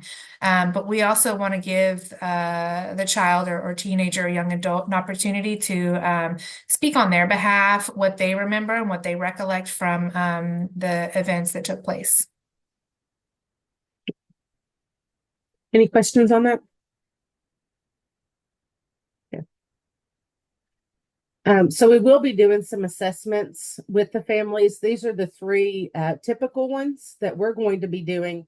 And then if the team decides that they need some more specific screenings or assessments, then we would refer them to the comprehensive screening and assessment for children team. But we will be doing the Vineland. I dropped off the comprehensive and domain levels for you guys in Harrison. When we come down to Horatio within the next week or so, we'll drop those off for you guys as well. So the comprehensive is for ages birth to 3. That one does take longer. And then the domain level is for ages 3+. This looks at the developmental level of the child. What can they do and not what can they do, what are they doing based on their developmental age. And I'm not going to lie, it's not hard. It's just can be a little confusing because the responses are that they usually do it, they never do it, or they sometimes do it. And then trying to remind the family that I know you think that they can do it, but do they do it? Like setting the table. Does your child, and that is one of the questions, does your child set the table? We're not asking those specific direct interview questions. What we're asking, and each of these will have prompting questions. So what does your mealtime routine look like? And maybe they give you a whole 10-minute spiel of what their mealtime routine looks like, but they don't answer that question of does the child set the table?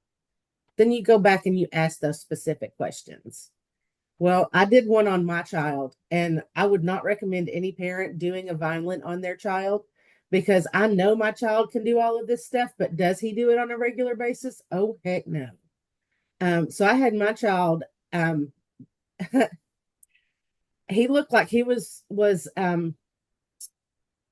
displaying routines and activities for a child 3 to 4 years older than what he actually was at the time.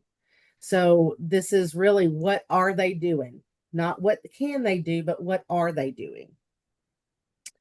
And both of those, like I said, are more conversation. And if you have to drill down with the specific questions that you're trying to answer within the Vineland, then you can do that. But we want to start out broad with those probing questions.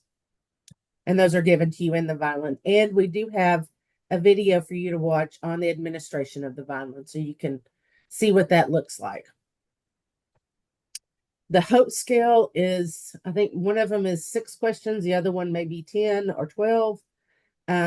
We want to do a Hope scale for every child over the age of 8 and above. that we are seeing. And what this does is it gauges that level of hope for a child. Both of these, the Vineland and the Hope Scale, are going to be those pre-post tests that we're looking at to see the effectiveness of our program.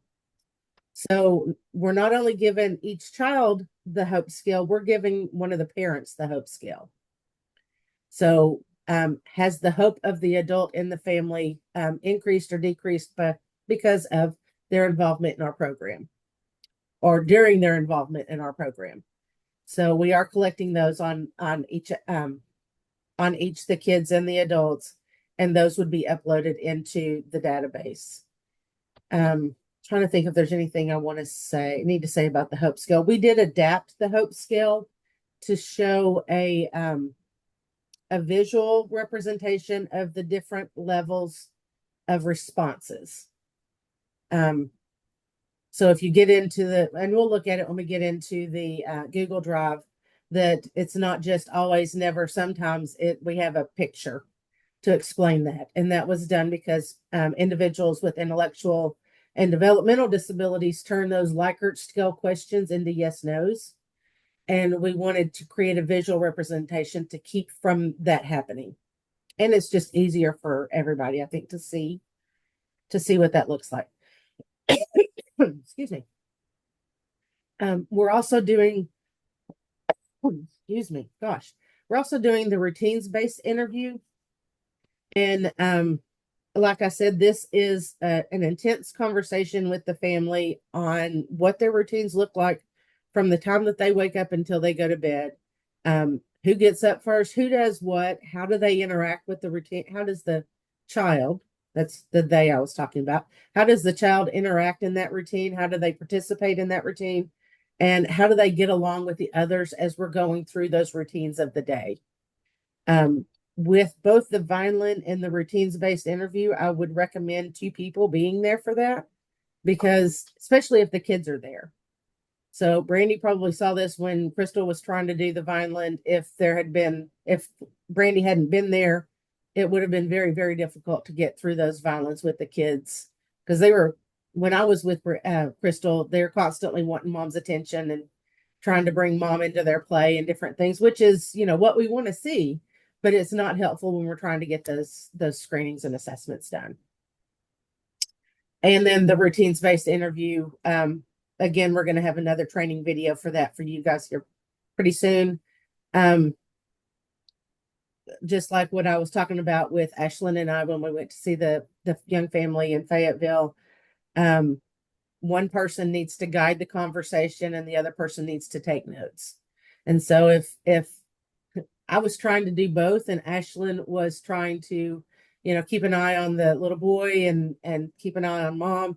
And really that needs to be divvied up. So somebody needs to guide the conversation and then somebody needs to be taking the notes. And that worked a lot easier. And then we are changing this. I just found out yesterday we're changing this. So every child in the PSSP program from birth to 8 years old will be getting a routine-based interview. Questions?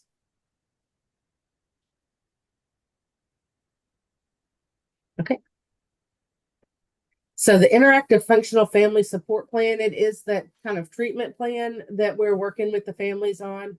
The goals that are going to go in this plan are going to be identified by the family, and they will probably change. So we're going to be identifying goals and checking on their goals and kind of where they are and working towards those goals during our home visits and our check-ins. And then the RBI and other assessments will identify goals, and then the family prioritizes them. So as we finish up the routines-based interview, and the family has finished telling us about, their day and how everybody is interacting with those routines and with each other, the last thing that we do is, during that conversation, we flag concerns that the family has.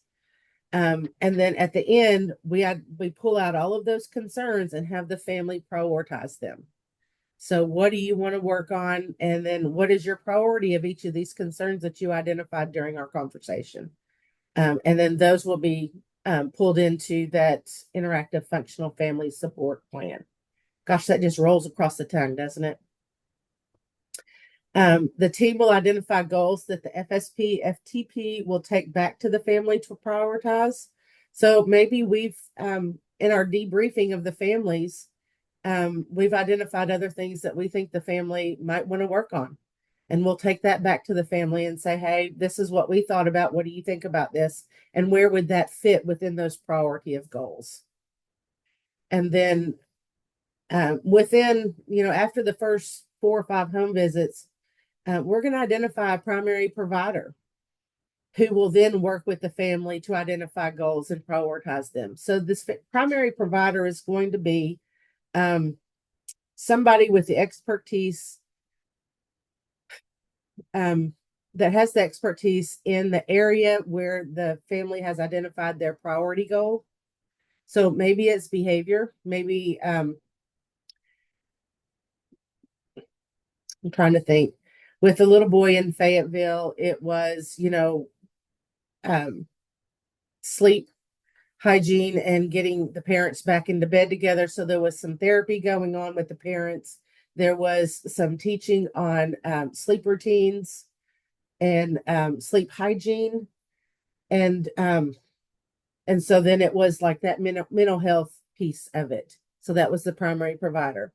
Here with one of the kids that we worked with in Little Rock, they had some problems with executive functioning, and they had 2 primary providers with an OT and a BCBA going in to create a universal protocol for the family. And so that's where, as the FSP, FTP, you guys are going to be that air traffic controller saying, okay, these are the priorities that the families have identified. As we keep working through these screenings and assessments and the family is working on goals, maybe they finish some goals and we identify new goals. But that primary provider, that our state team will help you identify who that primary provider is. And then we'll connect that primary provider with a cohort in your community. So say it's OT, we're going to connect with an OT in your community to build up that capacity so that they can provide this family-centered, strength-based support for families, and our team can pull out of it. Or our state team OT can pull out of it after they've worked with that local OT for a while. And then with all of this, we are going to update that interactive functional family support plan along the way. It's a living document, so we're going to update that. Any questions about that? Welcome, Courtney. I'm glad you could join us.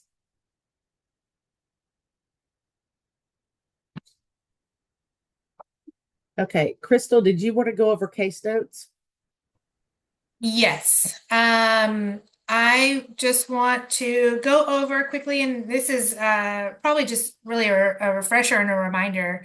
And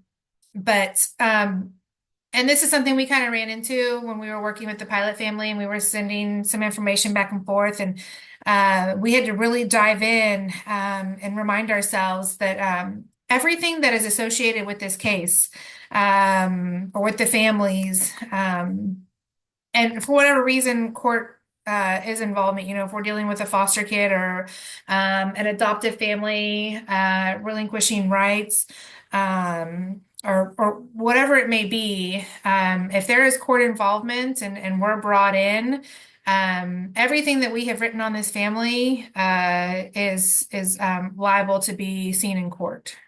So we want to make sure that we are doing a service to us and to the families, and we're writing everything in that's truthful, that actually happened. And we are being professional with what we're saying. We do not want to write anything that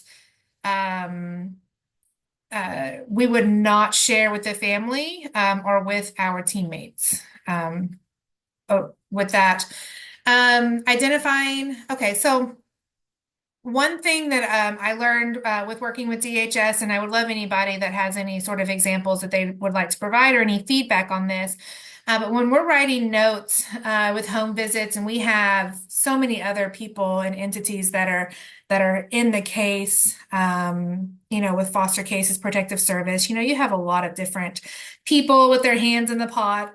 And we're writing our notes. When we're talking about someone, instead of saying Jackie so-and-so, the occupational therapist, we want to say the OT or the occupational therapist. We're not going to put names in there in our notes. And some of this is just to protect people that did not necessarily have anything to do with what we're going to court for. So not putting their name out there. But if they are to go and speak in court, they can be subpoenaed separately or themselves. So for example, like when I would write case notes for DHS, I said FSW instead of my name, or FSW supervisor. And then, if you have to go in there and you may have to make clarifications through court, you can obviously say the names, but also just protecting everybody that we're working with and all that good stuff. Does all of that make sense when we're writing our notes, guys? Okay. Anything associated with the case can be subpoenaed. As I started this out with, all the information, all the documentation can be given to the courts, and they have every right to look through all of our stuff.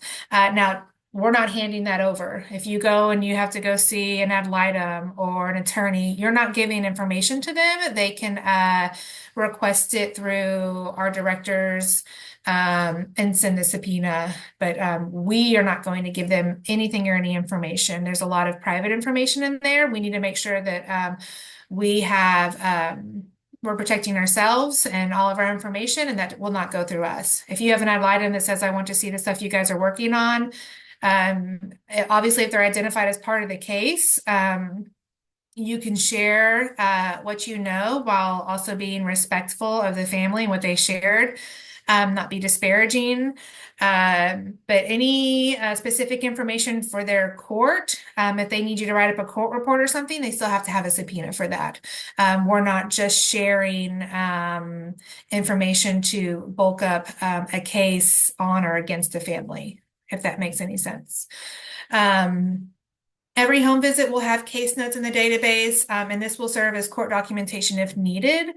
Again, I don't know. I can't anticipate what kind of involvement we would have in court, but we wanted to make sure we touch base on this, and we just let you guys know. We're not going anywhere. We're obviously going to be here to support you and walk through this.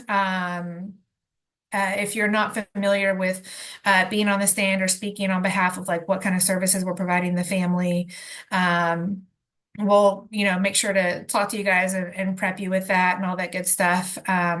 We're not walking in with legal representation. If we get subpoenaed, it's going to be most likely, like I said, because it's a foster care kid, and they just want to know what services are we providing. What did the child disclose to you? And if it's specific records that they did not ask for, and we're protecting this kid's privacy, we do not have to disclose that. And that's stuff that we can really get into and dive into if something like that happens, and we can make sure that we answer all of your questions, whether it be through the directors or somebody higher than that. So just so we're all understanding, we're not sharing any of our documentation with outside people, even attorneys. If they want information, we can let them know that we will need a subpoena, and we will have to request those records from our directors or our boss. So does anybody have any questions about that? Okay. Does anybody have any examples of being asked to share information without a subpoena, or being asked information that ended up being used against the family that you were helping and you didn't know it? No? Okay, good. Hopefully we do not run into that, but we always want to make sure that we stay prepared and we stay informed of what we need to do. Vanessa, do you want me to go ahead and just do this whole slide? I do, but I wanted to ask Janice, did that answer your question that you had earlier? about how to write Yes, those? Okay, great. yes, because that's what I needed to know because with DCFS, I mean, not always, but potentially could lead to maybe court involvement. And I just wanted to know how we were documenting and kind of covering that. But yes, thank you. Wonderful. Absolutely. And I mean, Vanessa and I are still navigating the database as well, and learning how to enter in information. So that's going to be kind of a learning curve for all of us. But those of us with experience in documenting and knowing that if we do get subpoenaed, they're going to say, I want all the family notes. Well, you got to print up all the family notes. And you're not going to have an opportunity to go back and, oh, I probably shouldn't have said that, and take that out. And anybody who's worked with DHS and has like a CRIS history, you don't get to go back and take those words away. So just being very mindful in what you are putting in there, and being respectful of the information that you're gathering and who you're talking about. So transportation and disposal of confidential information.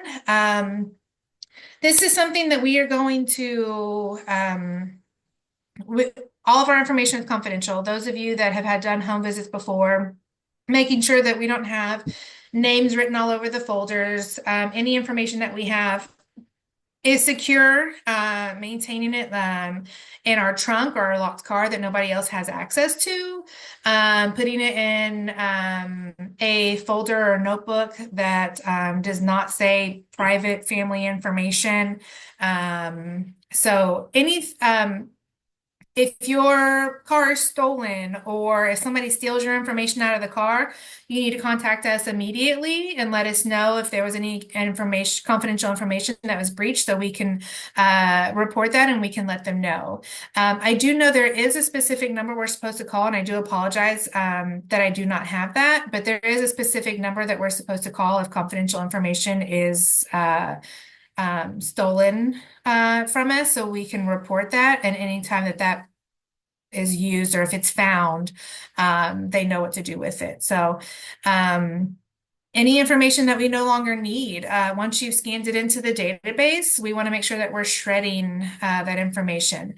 Vanessa and I have talked, and Ashlyn, you can if there's anything different, hold on to it for a couple of weeks in your locked desk or your office. We don't recommend that you drive around with it, but just to ensure that everybody's seen it in the database and it is uploaded, and then you can shred and get rid of that information.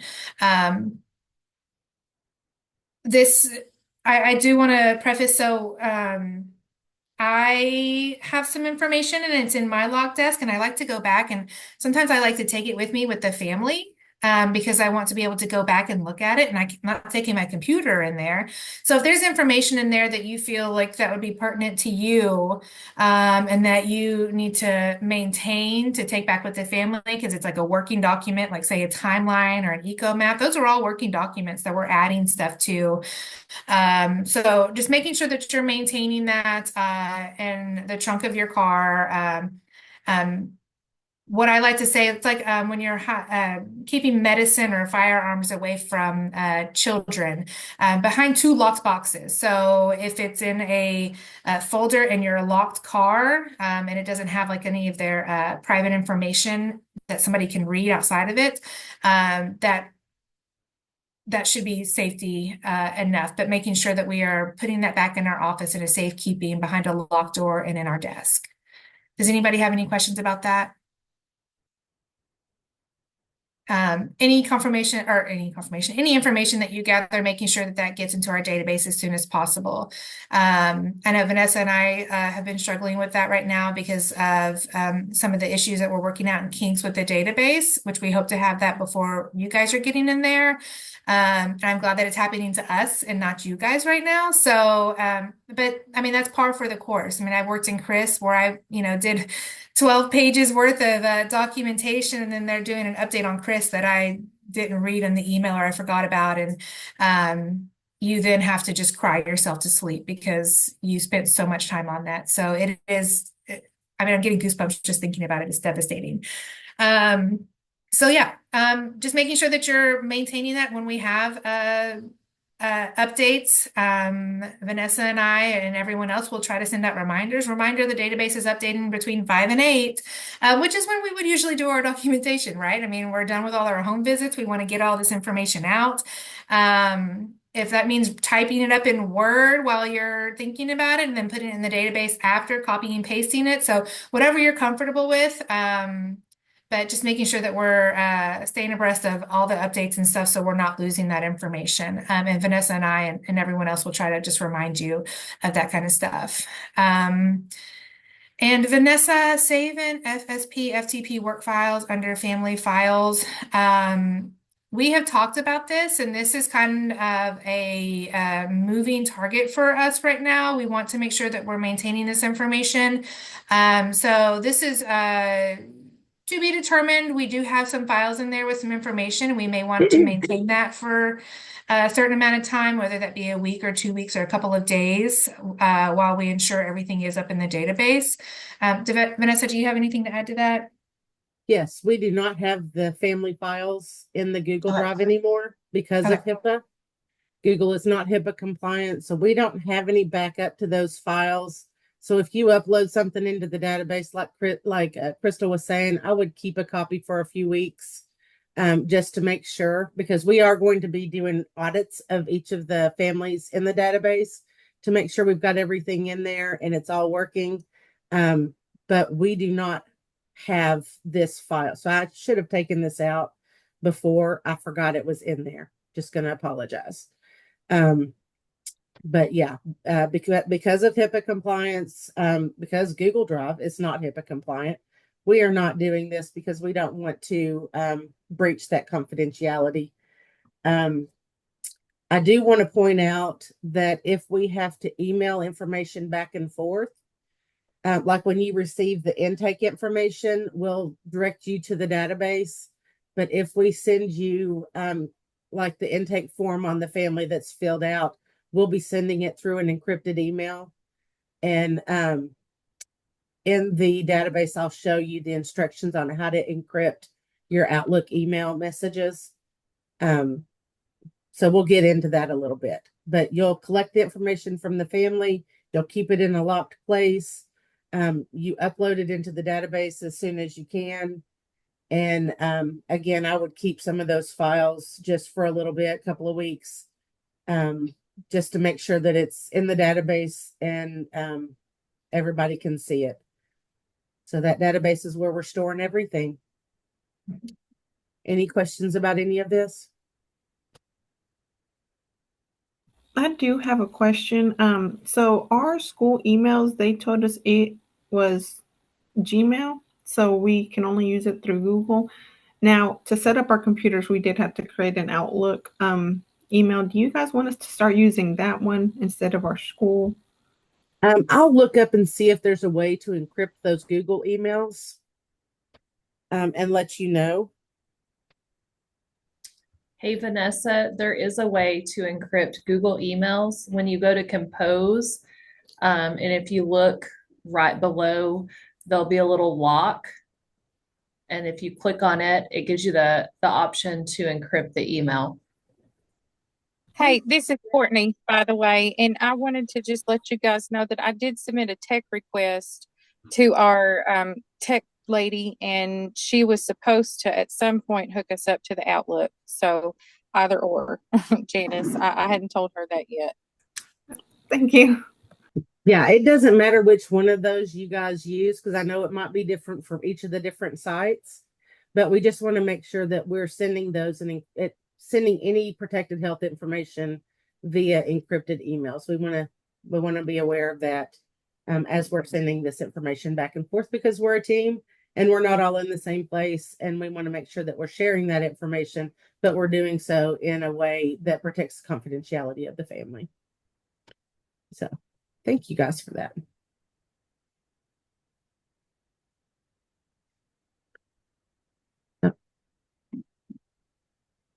Uploading documents. So all children will have a file in the project database. If you're serving more than one child in the family, each child will have a file in the database. So all consents, project documents, eco map, timeline, home visit notes, assessments are all uploaded in the database as soon as possible after the home visit or check in with the family. And so we've got times that we're not only doing home visits, but we're going to call and check on the family. And I've got a schedule for that we'll go over here in just a bit.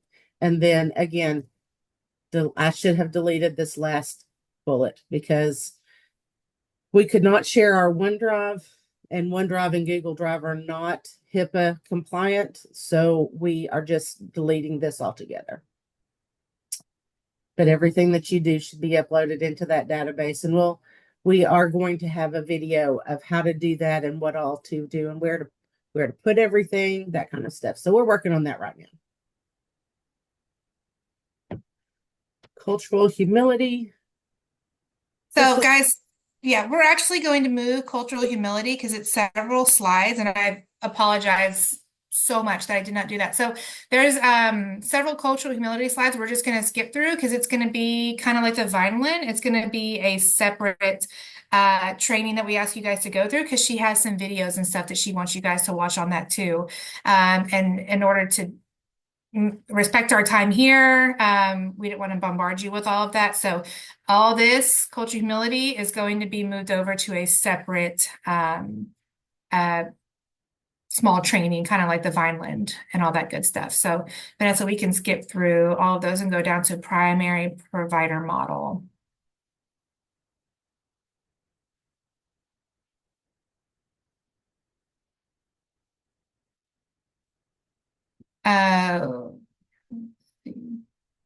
Sorry, it was super fuzzy on my screen. Okay.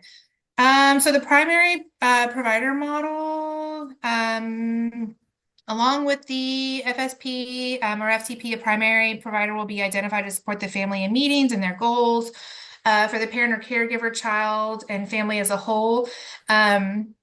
So essentially, we're not going to be able to walk through this family for a year or two until all of their needs are completely met. And the purpose of us is to go in, connect with the community, get the community, everyone that is assisting this family, supporting this family, talking with each other, sharing the information, but they can't all be the primary provider, right? We need one point person that is assisting this family, that is addressing their needs at that time that they need met. And that's not to say that the primary provider, and Ashlyn, correct me if I'm wrong, may not change. They may have had their needs met with one person and they move on to another, and that primary provider may change. So the primary provider will most likely not be identified for the first few home visits. This is something that will be discussed through the directors and the other state level, with all of your information, your input, and what you guys have identified when talking with the family. But they likely will not be identified until later on, until we've gathered all the information, we've provided the assessments, and then we've identified who's in the community, who's willing to work with us and assist with this family, and kind of essentially maybe take over some of the air traffic controlling that we've been doing with the family, and helping them with that. So there's a lot of work to be done in the community, but that is where you guys are going to be so important and so imperative in this, and helping them all connect with each other, all while meeting the needs of the family. And we come in and helping and supporting you guys through that. The primary provider model is about promoting positive child and family outcomes through a stable, consistent working relationship with a therapist. The primary provider, I think that's supposed to say Provider. will be identified through geographical location, expertise in addressing the family's priorities, and rapport. So again, it just goes back to what are the family's immediate needs? Are they able to meet those? Are we communicating with the other community members that is helping this family? example, the family that I'm helping in Little Rock, I've already gone on, I did my 5th home visit this last week. And it wasn't until last night we had a Zoom with the family and the kiddo. And we decided that Miranda, our BCBA, will be the primary provider right now. And helping teach and implement the universal protocol with this family. And once she gets started on that, we hope to have somebody in the community. What Miranda's going to reach out to his current therapist and see if that's something that she's willing to work with the family with while implementing this universal protocol, and then kind of pass it off to the therapist, get her participation in there. And then Miranda will step out and hopefully they'll continue on with the universal protocol. He's already had an assessment with who we're calling our Spice Girls. And they provided a very comprehensive assessment, and he was diagnosed with a neurodevelopmental disorder. And we want to also follow along with their recommendations, which was OT and executive function. But right now, his primary needs is a therapist. It's implementing a lot of education with this family, implementing the universal protocol, learning how to communicate with each other, learning how to navigate during a crisis when the child is exhibiting a lot of impulsive tendencies, such as running away. So our state level is there. I'm going to be stepping back a little bit. I'll be checking in with the family. I won't be going in every week. I'll likely be going in every other week or every 3rd week because Miranda's going to be in there twice a week now with this family and doing a lot of these universal protocol teachings. So Vanessa, did I touch everything on this slide? I believe you did. Okay. And then next one, continued. So the primary provider helps equip the family to implement the IFFSP throughout the day and across environments. Implementation does not happen a few hours a week. It happens naturally and within spaces and places where they live. So we want these community members to work with these families in their natural environments. Does that mean school? School can be a natural environment. It's not the one that we want to be most identified, but it can be. Their home, going to a park, wherever the family feels comfortable and feels most natural to them is where we want to try to integrate the work with these families.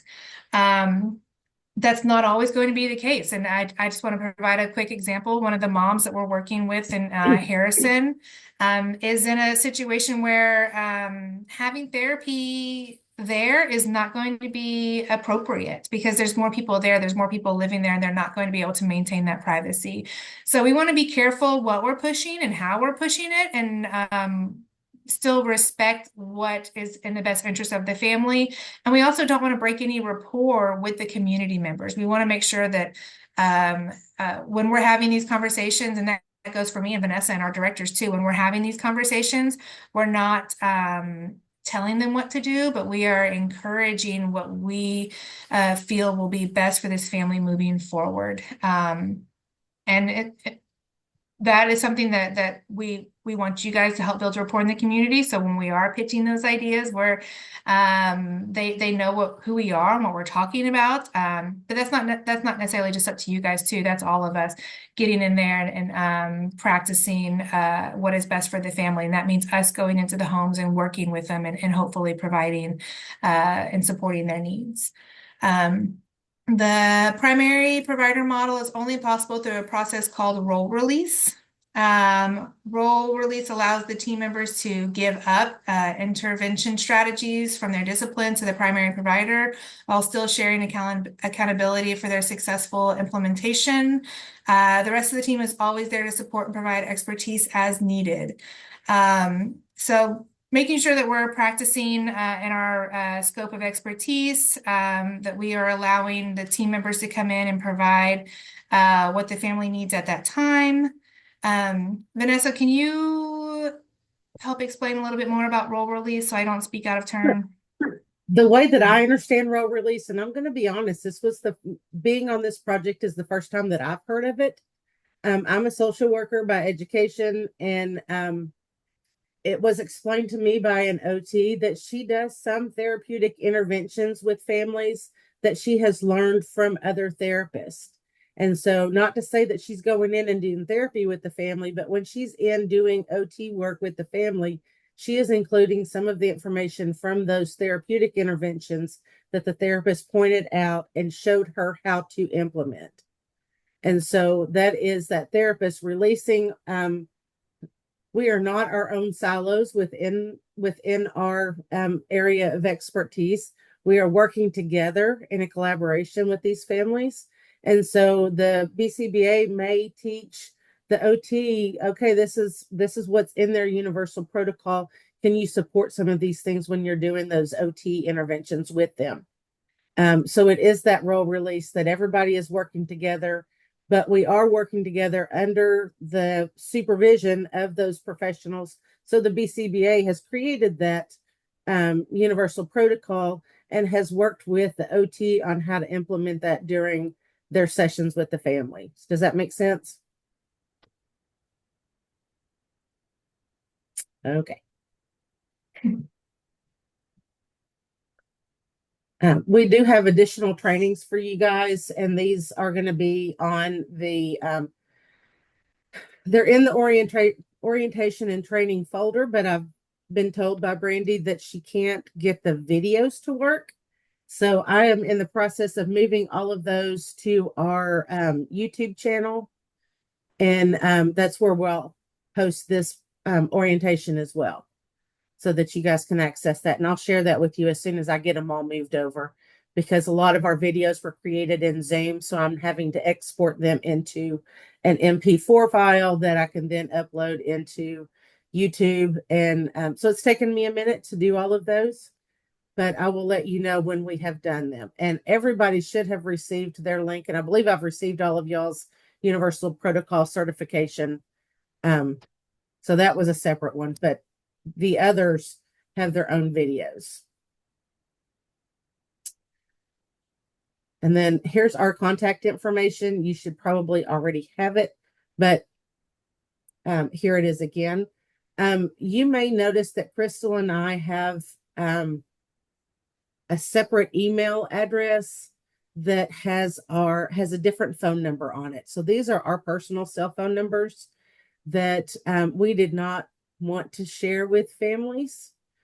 And so we have Google phone numbers, and that is free if you, but your school should be giving you guys cell phones and cell phone numbers. But I have a hard enough time keeping up with my own personal cell phone that the idea of keeping up with two was just too daunting for me. And so it came to our attention that we could do Google phone numbers, and that's what we've got. So you may receive an email from us that has those Google numbers on it that are not these. Feel free to call me at any time on my personal cell phone number. Just don't share it with families. So when we send the consents and the biopsychosocial to the families and introduce them to you guys, it will be with the email that has our Google numbers on it. And then here at the bottom is our intake phone line. The last thing that I wanted to, okay, before we get into the Google Drive, does anybody have any questions on anything that we've covered so far?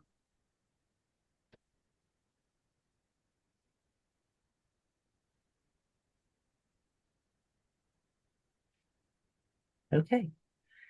It's not a speak now or forever hold your peace kind of thing. You guys can reach out to us anytime. We are always here. So I'm going to stop share, and then I'll pull up the Google Drive, and that's not it. Oh, wow. No, that's not it. Okay, let me share this. So this is the Google Drive that I believe I have shared with you all. If y'all have any problems accessing this, please let me know. Ashlyn and I had to get on a Zoom so we could get her access to this Google Drive. I will do that with every one of you if you need it. But you should be able to access these work files. And so these are the files that are within the Google Drive. We have the assessments.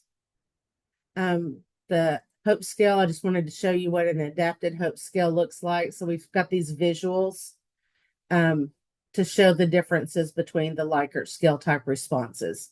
The Hope Scale is something that you just give the family or the individual to fill out. One of the children that we have piloted is in 2nd grade and couldn't read. She is 8 years old and does fall into that Children's Hope Scale age range. And so we would read it to her and work with her as we were going through this. So we would read the question and then here's all the responses, and we would read the responses to her. And then she would pick it out, and then, we would let her circle the answer, or we would circle the answer, whichever one she wanted to do. So there's the Children's Hope Scale. This assessment questions and information was something that I created when I first started looking at this. So it just tells us the ages. The Vineland, we're using the domain and the comprehensive form. The purpose, so administration. One of the things that I needed to remind myself and the families, is that there are no right or wrong answers. Every child is different. So how does this look for your children? So you're not reading the questions in black. You're reading the prompting questions in blue at the top of the section. You are not scoring the Vineland. You're uploading that into the database, and our comprehensive screening and assessment team is scoring it. So those were just questions that I had that I thought might be helpful for you guys. Here's the EcoMap guide, examples and template. So we talk about the purpose of an EcoMap. We talk about creating an EcoMap, and we're beginning in that central circle. That's the family. And so it's going to be the whole family. So I would list out the individual names. And then the key elements. So all of these are things that you could include in an EcoMap. So what is their school? Where the parents work? If it's a teenage kid that has a after school job, where do they work? So these are all things that could be included in. And then we look at the relationship. So if they have a stressful relationship, for less close or occasional relation, let's see, broken line is for less close or occasional relationships. These lines with crosses are stressful relationships.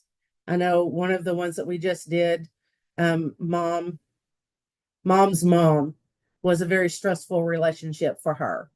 And so we made sure and put those slash lines for that to indicate that difficult relationship. So a lot of those assessments that you have, we don't have in our shared with us file. Right. But we will get them out. I mean, I guess at one point we'll get them. Well, the only one you shouldn't have. It's this. Let me explain this. Let me finish this and I'll get back to that page. Okay. So here, if you have not done an EcoMap before, and you might or might not have, I'm just going over this. There are actual questions that you can ask adults and kids to create that EcoMap. And then here's kind of an example of an EcoMap. And here's another example. I find when I'm doing in Word, the squares are easier. So you can just do text boxes and lines to the middle. So let me get out of this and see what you're looking at. So we've got the Vineland, we've got the Hope Scale, and we've got the RBI that you guys are going to be doing. So here's the Hope Scales, the Vineland. I sent you guys, I gave you 2 packages of a domain level and comprehensive. So you should have that. I think there were 25 in each of those. If you need more, holler at us and we can get you more of those. And you'll have to use that booklet that comes with the Vineland. And so make sure when you go in to do a home visit and you're taking those violins with you, make sure you're looking at the age of the kid and which one you need to use. So the comprehensive is 0 to 3. The domain level is 3 and above. And if you can use that domain level, use it because it's a lot easier. And then protocol for the routines-based interview. I hesitate to even share this with you guys, but I think it might be good for you to run through and look at it. But we are going to have a video on this. And really, it is just, like I said, the conversation with the parents with about their day. Make sure you're in a comfortable place to do that. Let the family dictate where that's going to be. And you need one person that's guiding the conversation and one person that is taking the notes. And here they kind of have an overview of what that looks like. Here's their form of an eco map and what that looks like. So just go through this. And if you have any questions, I would love to sit down and talk with you guys after you've gone through some of those videos to see if there's anything that we can help clear up with you. And then they do have like a template of, what are the main, before we start talking, what are your main concerns? And keep in mind that these main concerns may change. That family in Fayetteville had a list of main concerns that had nothing to do with what their primary concern was after we finished this RBI. And then it kind of gives you some prompts. How does your day begin? And gosh, you're going to be backing up and backing up and backing up because they're going to start rattling off what their day looks like. I get up out of bed, immediately go to the bathroom. I come back and I make my bed and then I get dressed. I don't have anybody living with me, so it's real easy for me to do this. But when you have kids involved, I may get up. As soon as my son hears me up, he's going to get up and, there's going to be different things. So you're going to say, okay, let's back up and let's tell me more about this piece of it. So how does your son or your child engage in that morning routine? Do they brush their own teeth? What does that look like? So there's going to be a lot of backing up and a lot of what is everybody else doing? Or what is your child when you're doing this? What is your child doing? So there's that routine. What can they do for themselves? How much of it? So if they can brush their teeth by themselves, are they putting the toothpaste on the toothbrush by themselves? That was another, I also teach positive behavioral supports training. And that was an issue with one family is that the two little boys were fighting during their morning dental hygiene routine. And it was that the little boy couldn't put the toothpaste on his toothbrush by himself. And the older brother got really frustrated and they would fight every time the little brother asked him to help put toothpaste on his toothbrush. And so just learning what that routine looked like and how can we intervene so that fight doesn't have to happen is going to be a lot of your guys just directing that conversation. Okay, that the family might have rattled on about something and then you've got to bring them back to ask specific questions or clarify some things. And then there's a lot of what happens next. So they give you routines that they give you a place where you can write it all out. I did not do that. I typed it up in a Word document and then I highlighted the concerns. So I didn't really use this form, but I did highlight the concerns. But I do think this is probably a good thing for you to look at and familiarize yourself with before we get into the RBI training that's being developed. And then at the end, they give you a lot of space to write. Because like I said, this is going to take the full 2 hours, or it did to us anyway. So there's the end of the interview and, the last, let me ask you 2 or 3 general questions. Do you have enough time for yourself or for yourself and another person? When you lie awake at night worrying, what do you worry about? That's another, just anxiety inducing question. It's like, oh my God, what do I worry about? And there's a lot of things that they could be worrying about. And Mom in Fayetteville did share that with us. When she's in bed at night, she's reading a book until she gets tired and lays down and goes to bed. Or she's reading a book in bed until she gets tired. and she is worried about her husband and her son in the other room. Is dad always going to have to be sleeping in that room with their son? And then if you could change anything about your life, what would it be? And so this really does give you a good outline of, what to look for and ask about. And then at the end, all of those concerns that you flagged during the interview come here on the outcome and goal page, and then they prioritize them. The family prioritizes them.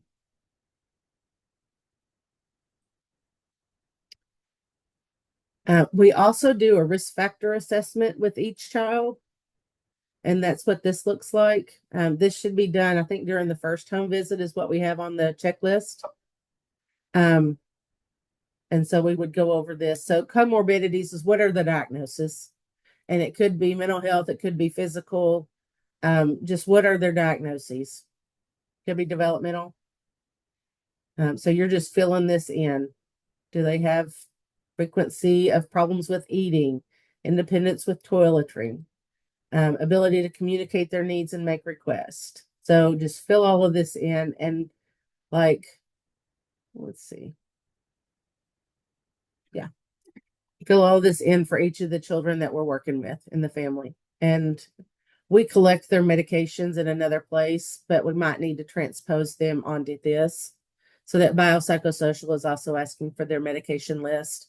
And so we can transpose that onto this without asking the family again, what we can double check. Are you still is the child still taking these medications, or has anything changed? But as far as asking them over and over again for the same information, I cringe to do that. I would have the information and say, has anything changed?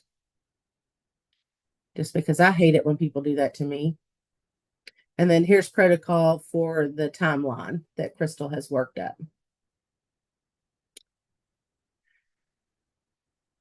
Going back, community resources. So we've got the sites, your sites there. And then here's a list of resources for all 5 sites that Crystal worked out. If you guys come up with other resources, maybe our list is outdated and we need to update it. If you come up with any other resources, feel free to add them to this list, this Word document at the bottom. Or if you have handouts or flyers from other resources in the community, you can put that under your community resource list. Here we've got DHS Boone County resources. Some of those may or may not be old. Some of them may be out of business, whatever. Just make sure that you put it in your community folder. And then we have some statewide information and resources. So we have the local leads information. We have the child care aware, the DHS area map, and then this FSP one-pager resource is something that Ashlyn pulled together that talks about early childhood and child care licensing, child care assistance, and behavior help. So those kids that are being threatened to get kicked out of those child care programs, if they're on a voucher, if they're in a child care program and they have behavior problems, there is assistance that can be provided. So behavior help is one of those that can go in and work with the child care facility. And Ashlyn, please correct me if I am wrong in any of this, or it might be better for you to explain it. What do you think? Sure, I don't mind at all. You're doing an excellent job though. We're particular with behavior help. What she's talking about is there is a contract that is given by the Arkansas Department of Ed to UAMS, and it covers both project play and a state assistance, technical assistance for any licensed child care facility. The rule about behavior help, though, is that there is a child in any licensed facility on what's commonly referred to as a voucher or child care assistance, and sometimes you might even hear it called CCDF, but typically you'll hear it called a voucher, then the licensed child care facility may not suspend, kick out, expel, or any other word used to to disenroll a child from a licensed facility without having first called the behavior help intake and referral system through the Arkansas Department of Ed. And we find that there are a lot of parents that just don't have that information. So we wanted to include it here on the resources for you all so that you would have that information and you could learn more about it if you needed to, or you would just know that it is out there. But if at any time y'all need any help, reach out to Vanessa or Crystal or me, and I'll be glad to help you with that. Thank you. So we appreciate Ashlyn for pulling together this resource because early childhood education is not my forte, but I'm glad to have the information. So that was the community resources. Our consents. Here we've got the biopsychosocial history. Here's the DHS 4000, that release of information form. The family participation agreement that Crystal was talking about earlier. We've broken it up into family responsibilities and program staff responsibilities. And it's, I'm the expert on my family. I will share detailed information about my child's needs, strengths, behaviors with program staff. And then program staff will respect you as the expert of your family. They will collect only the information that is important to providing resources and services. So we've got these back and forth that are responsibilities for each of those. And feel free to go over this with the families. Make sure that they understand what they're signing and we moved this down so that they could keep a copy of this for themselves. They could keep the top part for themselves, and we could have the signed signature page for the database files. And it looks funky, but I promise when you print it up, it does not have all of these changes.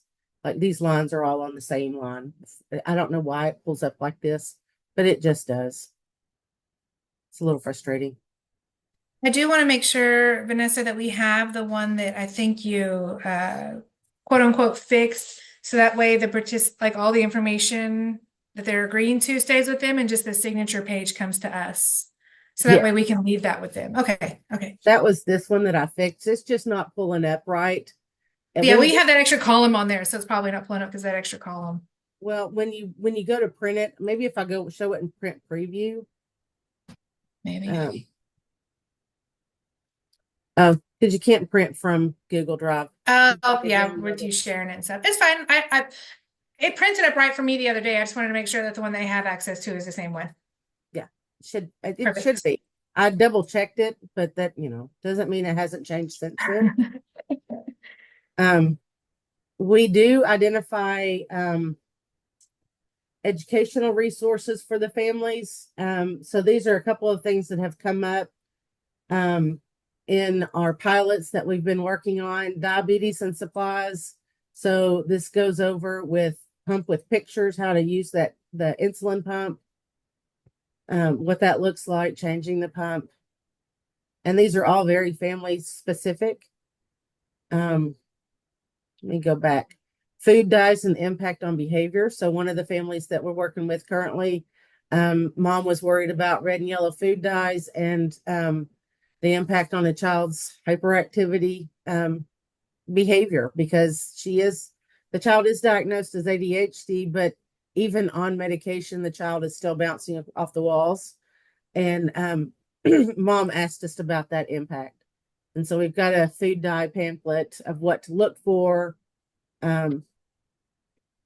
What are some of the alternatives? And then synthetic food dyes. And what are the alternative names? Because they're getting sneaky. They don't just put yellow dye, red dye. They use different names for some of the different food labels. And then what is included in them. And then the impact and helpful tips. So as you come up on a family, if they identify concerns or questions like that, holler at us. I've got 4 social work students that are my interns this year, and they helped create, a couple of them helped create these food dyes, educational flyers for the family. And we can do that. So we can take some of that load off of you guys, say, hey, the family wants information on this. I will have my students turn that around in a few days. And then we can share that with the family the next time you go to visit with them. We Because also I'm sorry. no, go ahead. We also were able to reach out to the state team, like with the red food dye and stuff. We reached out to the state team and we got some really good feedback from like our BCBA and our APRN on the Spice Girls team was able to give us some evidence-based and medical information about it to share with the family. So we're not giving misinformation or information that doesn't have any merit to it. Right. True. Yeah, and when my students do it, I have them cite all of the places that they got their information. I want them to do a literature review first to see what's in the literature, peer-reviewed literature review, and then create those flyers and put the flyer information in at least a 6th or 7th grade reading level. I know that that's high, and I'd love to get it lowered. It's just sometimes it's not possible or it's very, very difficult. So we want to make sure it's on the lowest reading level we can get it. We have some general office information. Here's, we don't need that. Let me say move that to trash because that's just a copy. The prevention flyers are the flyers that we share with our stakeholders, our community members on, what we're going to be doing. And we have these in English, Spanish, and Marshallese, so that we can share that with folks. We are in the process of creating a family flyer so that we can share with families. We can recruit and advertise to families what we want to do or what we're doing with this program. So as soon as we have that, we'll upload that into this file for you guys as well. Here's the home visit schedule. Got it. Where we are identifying, that every time we do a home visit. And Crystal, I don't think you have added your last home visit or two on here, but we need to make sure that we do that. I have not. And I don't have our Little Rock family on there because he's not one of our actual pilot areas. Right. So we were contemplating back and forth, but now I believe because the family was in a state of crisis this last week, and we decided to go ahead and go all in instead of finding a primary provider and kind of bouncing out of that. So yeah, I need to see if I should add him on there, but I probably will just for the sake of going through it that way. So this first box has site and see a down arrow you can click. And we'll have to remove Clarksville, but Batesville, Harrison, Horatio, Warren. So you can click on, the site. And let me make sure I get that, delete that. But then the time, Costman family. If you are concerned about safety during a home visit, the way that we want to do these home visits is the first ones. I want you guys to observe us doing the home visits. Then we observe you doing a home visit, and then we'll let you go on your own. After we get that process through and you guys are rocking and rolling on your own in the communities, the first time you meet a family, I want you two to go together just for safety because you don't know anything about this family. And so with two people together, it just seems safer. If there is ever a time that you are concerned about doing a home visit, do not hesitate to call me. And if I can't make it up there with you, drop me a pin of where you are and tell me when you expect the home visit to be over. And if you are not out of there at that time or I don't hear from you, then I will be calling the local authorities because I want to make sure that you guys are safe in what you're doing. My thoughts are that since this is a voluntary program, safety shouldn't be as big of an issue. Families are voluntarily part of this program. I wouldn't expect that safety would be a big issue, but if you feel concerned, if you're worried about your safety at all, share that with us and we will work with you on that. Whether that is one of us coming up, whether that's you two going together, one of us coming up to go with you, or, you dropping a pin of where you're going to be. Just let me know. Let us know and we will work with you on that. And then email encryption directions. This is for Outlook. So I'll pull up or write up the email encryption directions for Google and we'll put that in here as well.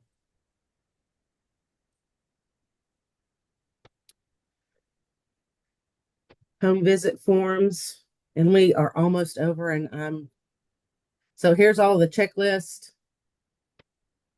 Here's our intake assessment flow. I'm going to go through that, just not really even go through that, but we've got it broken down for PSSP and for FIT. But it talks about what you should be doing on each of the home visits.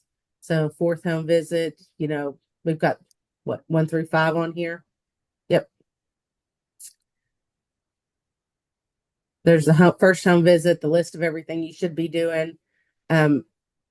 You may not get through everything, and that's fine. Move that to what you don't get to, move it to the second home visit. Within 24 hours of the first home visit, we want you to call the family and check on them. They may think of those things that they didn't think of while you were there. We get in there, we start talking about things, and all of a sudden you guys are gone. It's like, oh my gosh, I forgot to tell them this. Well, if I have to wait for the next week until we see you again, I'm going to completely forget about that. But doing a check-in with the family just to see if they have any questions or follow up on any resources given or appointments scheduled, just check in with them. And then down here, we want to do weekly, bi-weekly, and monthly phone call check-ins with the family. So during the first month, we're calling them every week. We're going to see them every week during home visits, and we're calling them every week just to check in with them. Second month, it's every other week. Third month, it's monthly. Just how are things going? What's the progress on that what's the progress on your goals and your interactive functional family support plan?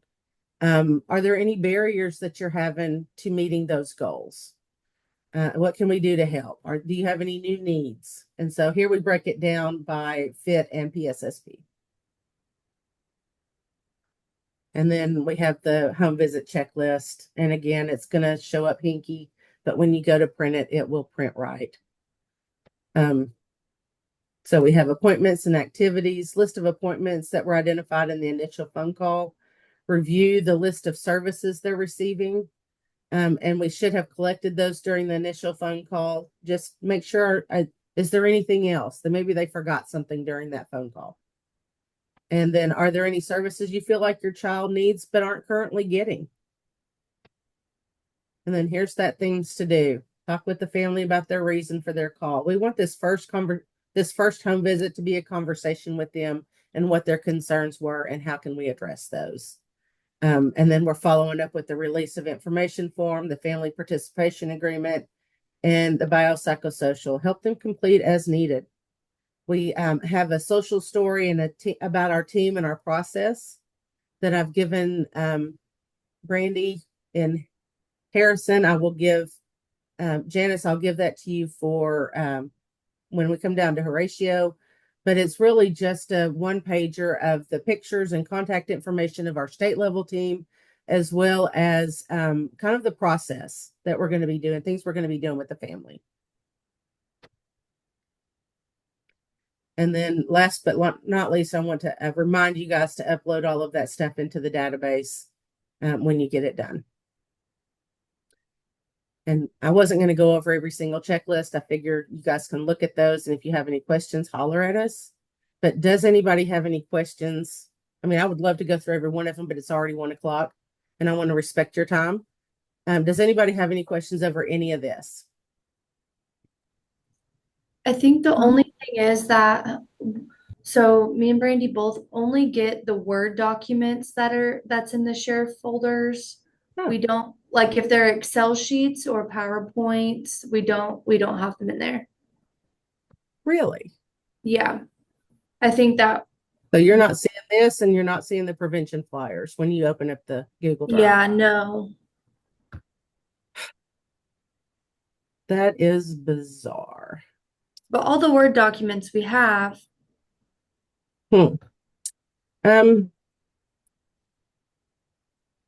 Janice, have you had a chance to get into this? Are you experiencing the same thing?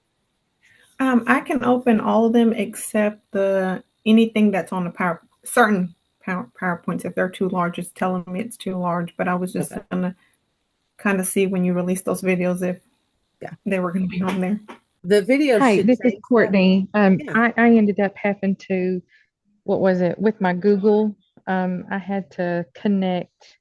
I can't even remember what it was called, but I found something and was able to open everything after that except for conflict resolution. There was one thing called conflict resolution I couldn't get access to, but it looked like it was an Outlook file or something.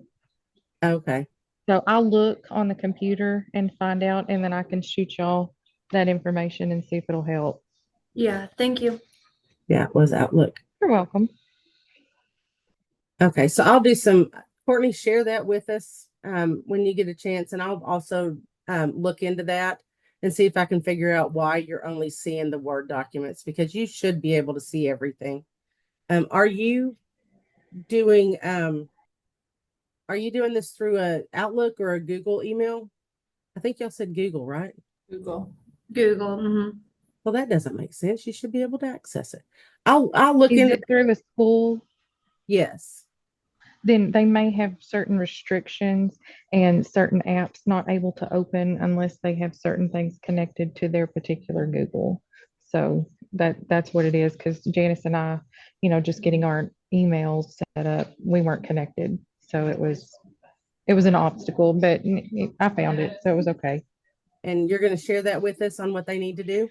Yes. I'm currently on my phone right now in the waiting room, but whenever I get to the room later, I'll get the computer up and send that to you guys. Thank you, Courtney. I appreciate You're you welcome. jumping in today. I know you've got some family stuff going on. Well, I have nothing better to do but twiddle my thumbs while I wait on him to get better. So Well, we appreciate it. I'm praying for him. thank you. Okay, so hopefully we'll hear from Courtney soon about how you guys can access that. And again, if what she sends doesn't work, holler at me and I'll do some more digging, or maybe even reach out to your IT folks at the school. Yeah, So- we'll reach out to our IT guy also to see if he can help us as well. Any other questions? Go ahead. I do have one question. Okay, so and this you may have covered it in the beginning, but the FSP program, it's from ages 0 through 8. Does the transition have an age limit, age group? DCFS was asking me about. No, it If really any. doesn't. Okay. Ideally, initially we were thinking it would probably be older kids, but we recognize that some of the younger kids may experience that loss of home placement as well. So it's really the way I look at it, the FIT program is more for those families that are in crisis with those kids of any age. The PSSP is that prevention and stabilization for the younger kids. And also one more, because we do have a developmental daycare here, and it's in DeQueen, but they do have kids in Horatio, with the developmental behaviors that we have gone through. We are, hired through the Horatio School District, but can we maybe go leave them a flyer? And Absolutely, you can. So the Okay. older kids are going to be in the school districts that you guys are working with. The younger kids could be in any of those child care facilities in the county. Okay, awesome. All right. Then I'll definitely go by, just introduce, well, I'll wait on Courtney and go introduce ourselves and leave them a flyer and talk to them about our programs. Wonderful. Yeah. I do have a question, and you may have already said this, but so if it is a foster child that may be losing placement, who's going to be calling, the foster parent or like the guardian DHS? Crystal, are you still on? Preferably preferably, honestly, it really doesn't matter. I do want to be very careful, guys, and I know there's a meeting happening later today. Harrison, we already have quite a few calls that we have coming in. So I just want to be really careful that we don't put too much on our plate that we cannot tackle appropriately. So we're starting out slow, and we're getting our feet wet and helping a couple of families, and then we can increase that number. So I just want to be really careful with that. I would want to have the foster mom or the foster family to call in. That is ideal, and it'll help kind of scale off a huge influx of DHS workers calling in. But if the family is in a crisis, or they know more information because the kid just got to that home. However, we're going to be doing a lot of the work with the foster family or the adoptive family because that's where we want the child to maintain their placement. So ideally the foster parent, but that's kind of a learning curve for us. And Paige, better than most of us. It's Yeah. sometimes sometimes the DHS worker knows more about the child than the foster parent does. So I think that also, like if DHS is their, guardians at that point, they would have to be in the know to some capacity. well, yeah, we would contact them, and that's who would be signing like our release of information. But the foster parents still, they sign their I forget what it's called. I know what you're talking, like the placement type thing where they Yeah, so they still have the ability and the legal right to sign the release of information and share information and stuff. But yes, and in order to partnership and all that good stuff, we want DHS to be involved too. So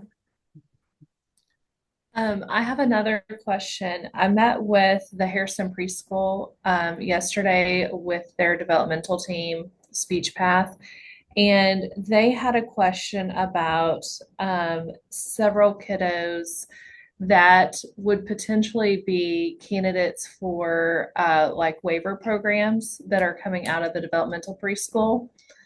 But the wait list is so long that those children, for them to get on that is quite some time. And they were asking if those would be good candidates to call if they're having a hard time maintaining in the school or preschool setting. I'm sorry, I missed that. If I'm supposed to answer, I totally missed that question. You want me to take it? Please. Okay. So let me understand right. You're talking about children that are in the Harrison Preschool program, which is an ABC program, or are you talking about they are in a EIDT situation? So it would kind of be both, because the developmental therapist that is serving those kids, if they're in the Harrison School District, they go into that center to serve those kids if they're in Harrison School District. So, but some of those kids will be transitioning because they've met all of their goals in a sense at the developmental center. Mm-hmm. I would think, Brandy, what we would need to do, just remembering that the project is about children that are exhibiting any type of behavior issue that's causing them to potentially lose their placement in that educational setting or in their home. So if you've got some that are being dismissed because they've already met their milestones or they've already met the goals that the therapists have been working on, and they get released to whatever educational setting that they go into, if they're not having any trouble, if they're not exhibiting any behavior issues or behavior concerns, or there's not a loss of placement or potential loss of placement in their living environment, then I would say they probably most likely would not be eligible for the program. If there are some, though, that have met their developmental milestones or whatever their goals are, and there's still some behavior issues, I think in my own mind, the first question would be, why are they being released? My second one would be, okay, they have met, but do they have a game plan ready for their transition place? So like some will be released and they'll have a list of things that need to be continued. If those guys get placed and we are already concerned that that transition is going to be rough, I would think that those guys would be ones that we would consider as part of the project. Yeah, I think those are the kiddos that they're talking about, was the latter part of what you were saying. Because one of the therapists that has been working with these kids she's done it for years. And I think that was one of her questions. So thank you for answering that. You're welcome. I would say when in doubt, tell them to call in to the intake hotline because there won't be anything detrimental to that. It might come into the intake hotline and the directors will get together and decide if they're eligible or not. And so we can let the family know why they're not. So I think for y'all as FSPs and FTPs, as long as you're clearly communicating that it's not a given. It's not a given that you call in the intake program and then you're in one of the projects. If you're communicating it like call into the intake and see, potentially you could be, potentially not. I think as long as everybody understands that, then it's no harm, no foul. Because then if we do, as directors or coordinators, have to call back and say you don't qualify, first, that won't be like a shock to the family because they would have already understood that potentially it wouldn't meet. But at the same time, we can give them other resources that might assist them. So while they might not be eligible for this project, we might have other places, which we've already seen in our own pilot, where it didn't really meet our project, but there was somebody within partners that did and could support whatever the challenge was. Does that make sense? So I say when in doubt, call. Essentially. Yeah, that's what I was telling them yesterday. And they're like, well, we don't want to overwhelm you guys. And I said, well, they'll vet it whenever they call in. If you're in doubt, just give them the number and they'll let them know, Right. if they qualify or if we're able to assist or resources. So, Right. I think that's right. Any other questions? We've already taken you guys almost 15 minutes over what I had anticipated. And I sent this out to you saying I didn't know how long it would take. So we did take the full, 10, 11, 11 to 12, 12 to 3 hours. Gosh, we took the full 3 hours. But if you have any questions, feel free to air them here, or you can email me, Ashlyn, or Crystal as you need. I have a random question, and I'm not sure if this is Courtney, by the way, Yeah. if this fits into the realm of what we do. I mean, I understand the purpose of the pilot program, the prevention pilot program, and I understand the services that we're going to be providing. But is there any part of this where we might have any type of evidence-based programs that were available to all the children in the school, like some type of sessions where we could do in classrooms or something like that to help? I don't know if we have one child in there that we might not be able to reach, but we could, because their family may not be interested at first, where we could be giving information and building a rapport and then possibly them call. And it's good enough right now. Courtney, I think I understand what you're saying. And it's a complicated question, what you're asking. Yeah. So one of the things that we do offer the schools and other placements is training. So we're coming up to Harrison to do training on autism at the beginning of October, and how to work with kids who have autism. That is something that we can provide school-wide and parent-wide. If we see that there is a need in the school for parenting classes, I'm just throwing something out there. That might be something that we would take back to the team to see if that's something that we could offer. Okay. I don't know why we couldn't, but I would want to bring it up to the team to make sure I'm not overstepping my boundaries. Right. And I mean, I know I hadn't heard anything about, doing any type of programs with all of the children. So, I mean, I just wasn't sure, but I know that with Janice and I, Horatio is a small school district. I'm not sure how often we're going to be working with the families per se. So I know we're going to have additional time on our hands. So I was just wondering if there was something else that we could be doing to. Well, I know that Curtis, the high school principal, and Gina and Gayla, Gina's the elementary principal, Gayla's the superintendent. We're talking about having like an after school program. And are offering an after school program for kids. And I believe we gave them the go ahead on that was a way that they could spend some of the money to work with those. Courtney, I just want to make sure that we're we want to be able to expand this as far as we can, but we want to make sure that we're maintaining and doing what we need to for this project. So hopefully it can catch on and we can start adding on it.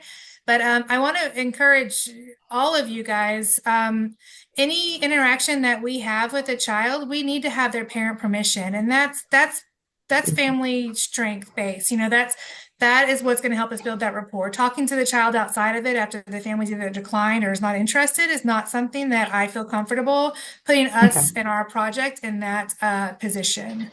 So I just want to make sure that we're anything like the after school program, that's going to be, you know, we can help support the schools do that, but that's something the school is going to have to do, not necessarily utilize you guys while we're working with families in their homes to do that. And Ashlyn, if I'm speaking out of turn on that, I just want to make sure that we're not blurring those lines on. I know you guys working for the school, but we're on this project, and I want to make sure everybody is getting what they want out of this. But in order to have those kind of ideas and hopefully expand after this project is over, we want to make sure we're sticking with what we're doing, encouraging the schools to utilize whatever funds or support we can do, but leaving that to the people that are, you know, if the state level is going to come in and do trainings and stuff like that, and just making sure we're doing what we're supposed to do. And I also don't want to blur those lines with the schools on our job duties and stuff. I don't want to be in a position where we gave an inch and now we're expected to give a mile outside of what we're already doing. So just making sure we're maintaining all of that, also respecting their concerns and any ideas that they have, and we're taking that to those that can implement it outside of our own jobs, if that makes sense. That makes total sense. Yeah. And I understand there's different types of prevention, and I wasn't sure where the lines were at. That's why I thought I'd reach out and at least ask. Absolutely. So thank you for clarifying that. I'm glad you asked. And this is one of the differences in the communities that we're experiencing right now. Harrison, we have an influx of calls. Horatio, we've not had any, and I know that they've struggled to get parents on board to participate. And not that you guys can go out and work with the kids, but if they have identified parents, can you meet with the parent to talk about our program to see if it might be something that they would be interested in? And this flyer that Ashlyn and our team is working on right now to explain to the parents what we want to do might be very helpful for you guys if the school district or somebody identifies a family that might fit our program, but they're not on board yet. You guys can certainly meet with the parents and say, I know you said you didn't want to participate in the program, but I just want to give you a little bit more information about it so that you can make an informed decision. If after looking at this, you still don't want to participate, that's fine. I won't bother you anymore, but I just want to make sure you understand what we're trying to do. Does that make sense? And then the other thing that we've got, the Harrison folks have already jumped on, is going out, and I can send you the list of the people who participated in those community meetings, because Horatio had a huge group of folks at those community meetings. But can we go out and meet with each one of those to identify first what they do and what they offer to the families that we serve, and two, can they help us identify and refer families to our program, and what information do we need to give them to be able to do that? And so I'll send you guys the list of stakeholders that participated in that community meeting. Brandy and Paige, if you guys want that for Harrison, I don't think I've sent that to you yet, but I certainly can.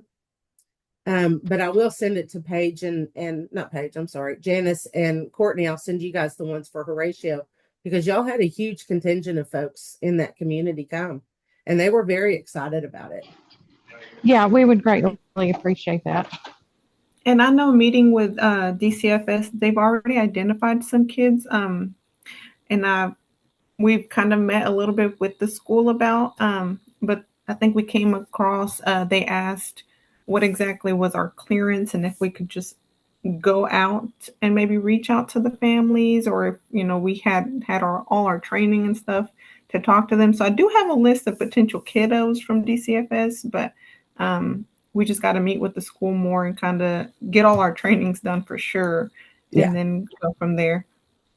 Yeah, I will let you know when I get the rest of those videos, and I hope to have that done by this evening, because my Fridays, and I'll just let you guys know, my Fridays are taken up during the school during the school year, school semesters.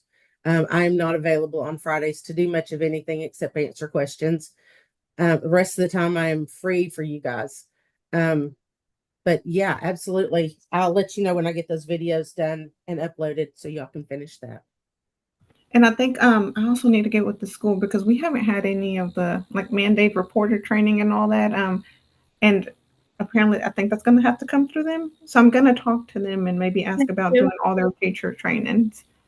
If you go to the website and just sign up for Okay. the training, you can just send us the certificate and send it to them, and that's it. Okay. Is there any other training that we need to have besides what's for the program, like HIPAA or? Mm-mm. No? Okay. No, Yeah. I'm sure that unless they have anything, but primarily because we're going into their homes, and we have to have the mandated reporter training and having contact with the kiddos. But the school should have vetted you guys with your background checks and all that good stuff. So, And you may have some HIPAA training that comes with the database. We'll let you know about that. Okay. But thank you, ladies. Everything's been wonderful so far, and it's been a lot of information. So we're learning. I do recognize that we threw a lot of information at you guys. We will put the PowerPoint on the YouTube channel so that and I can email it to you. It might be too big to email. Just so you have the information so you can check back there and look and have the information. But if y'all ever have any questions, just holler at us. We're here for you. Okie doke. Well, all I right. will give y'all Thank back the you. rest of your day. We only went 30 minutes over.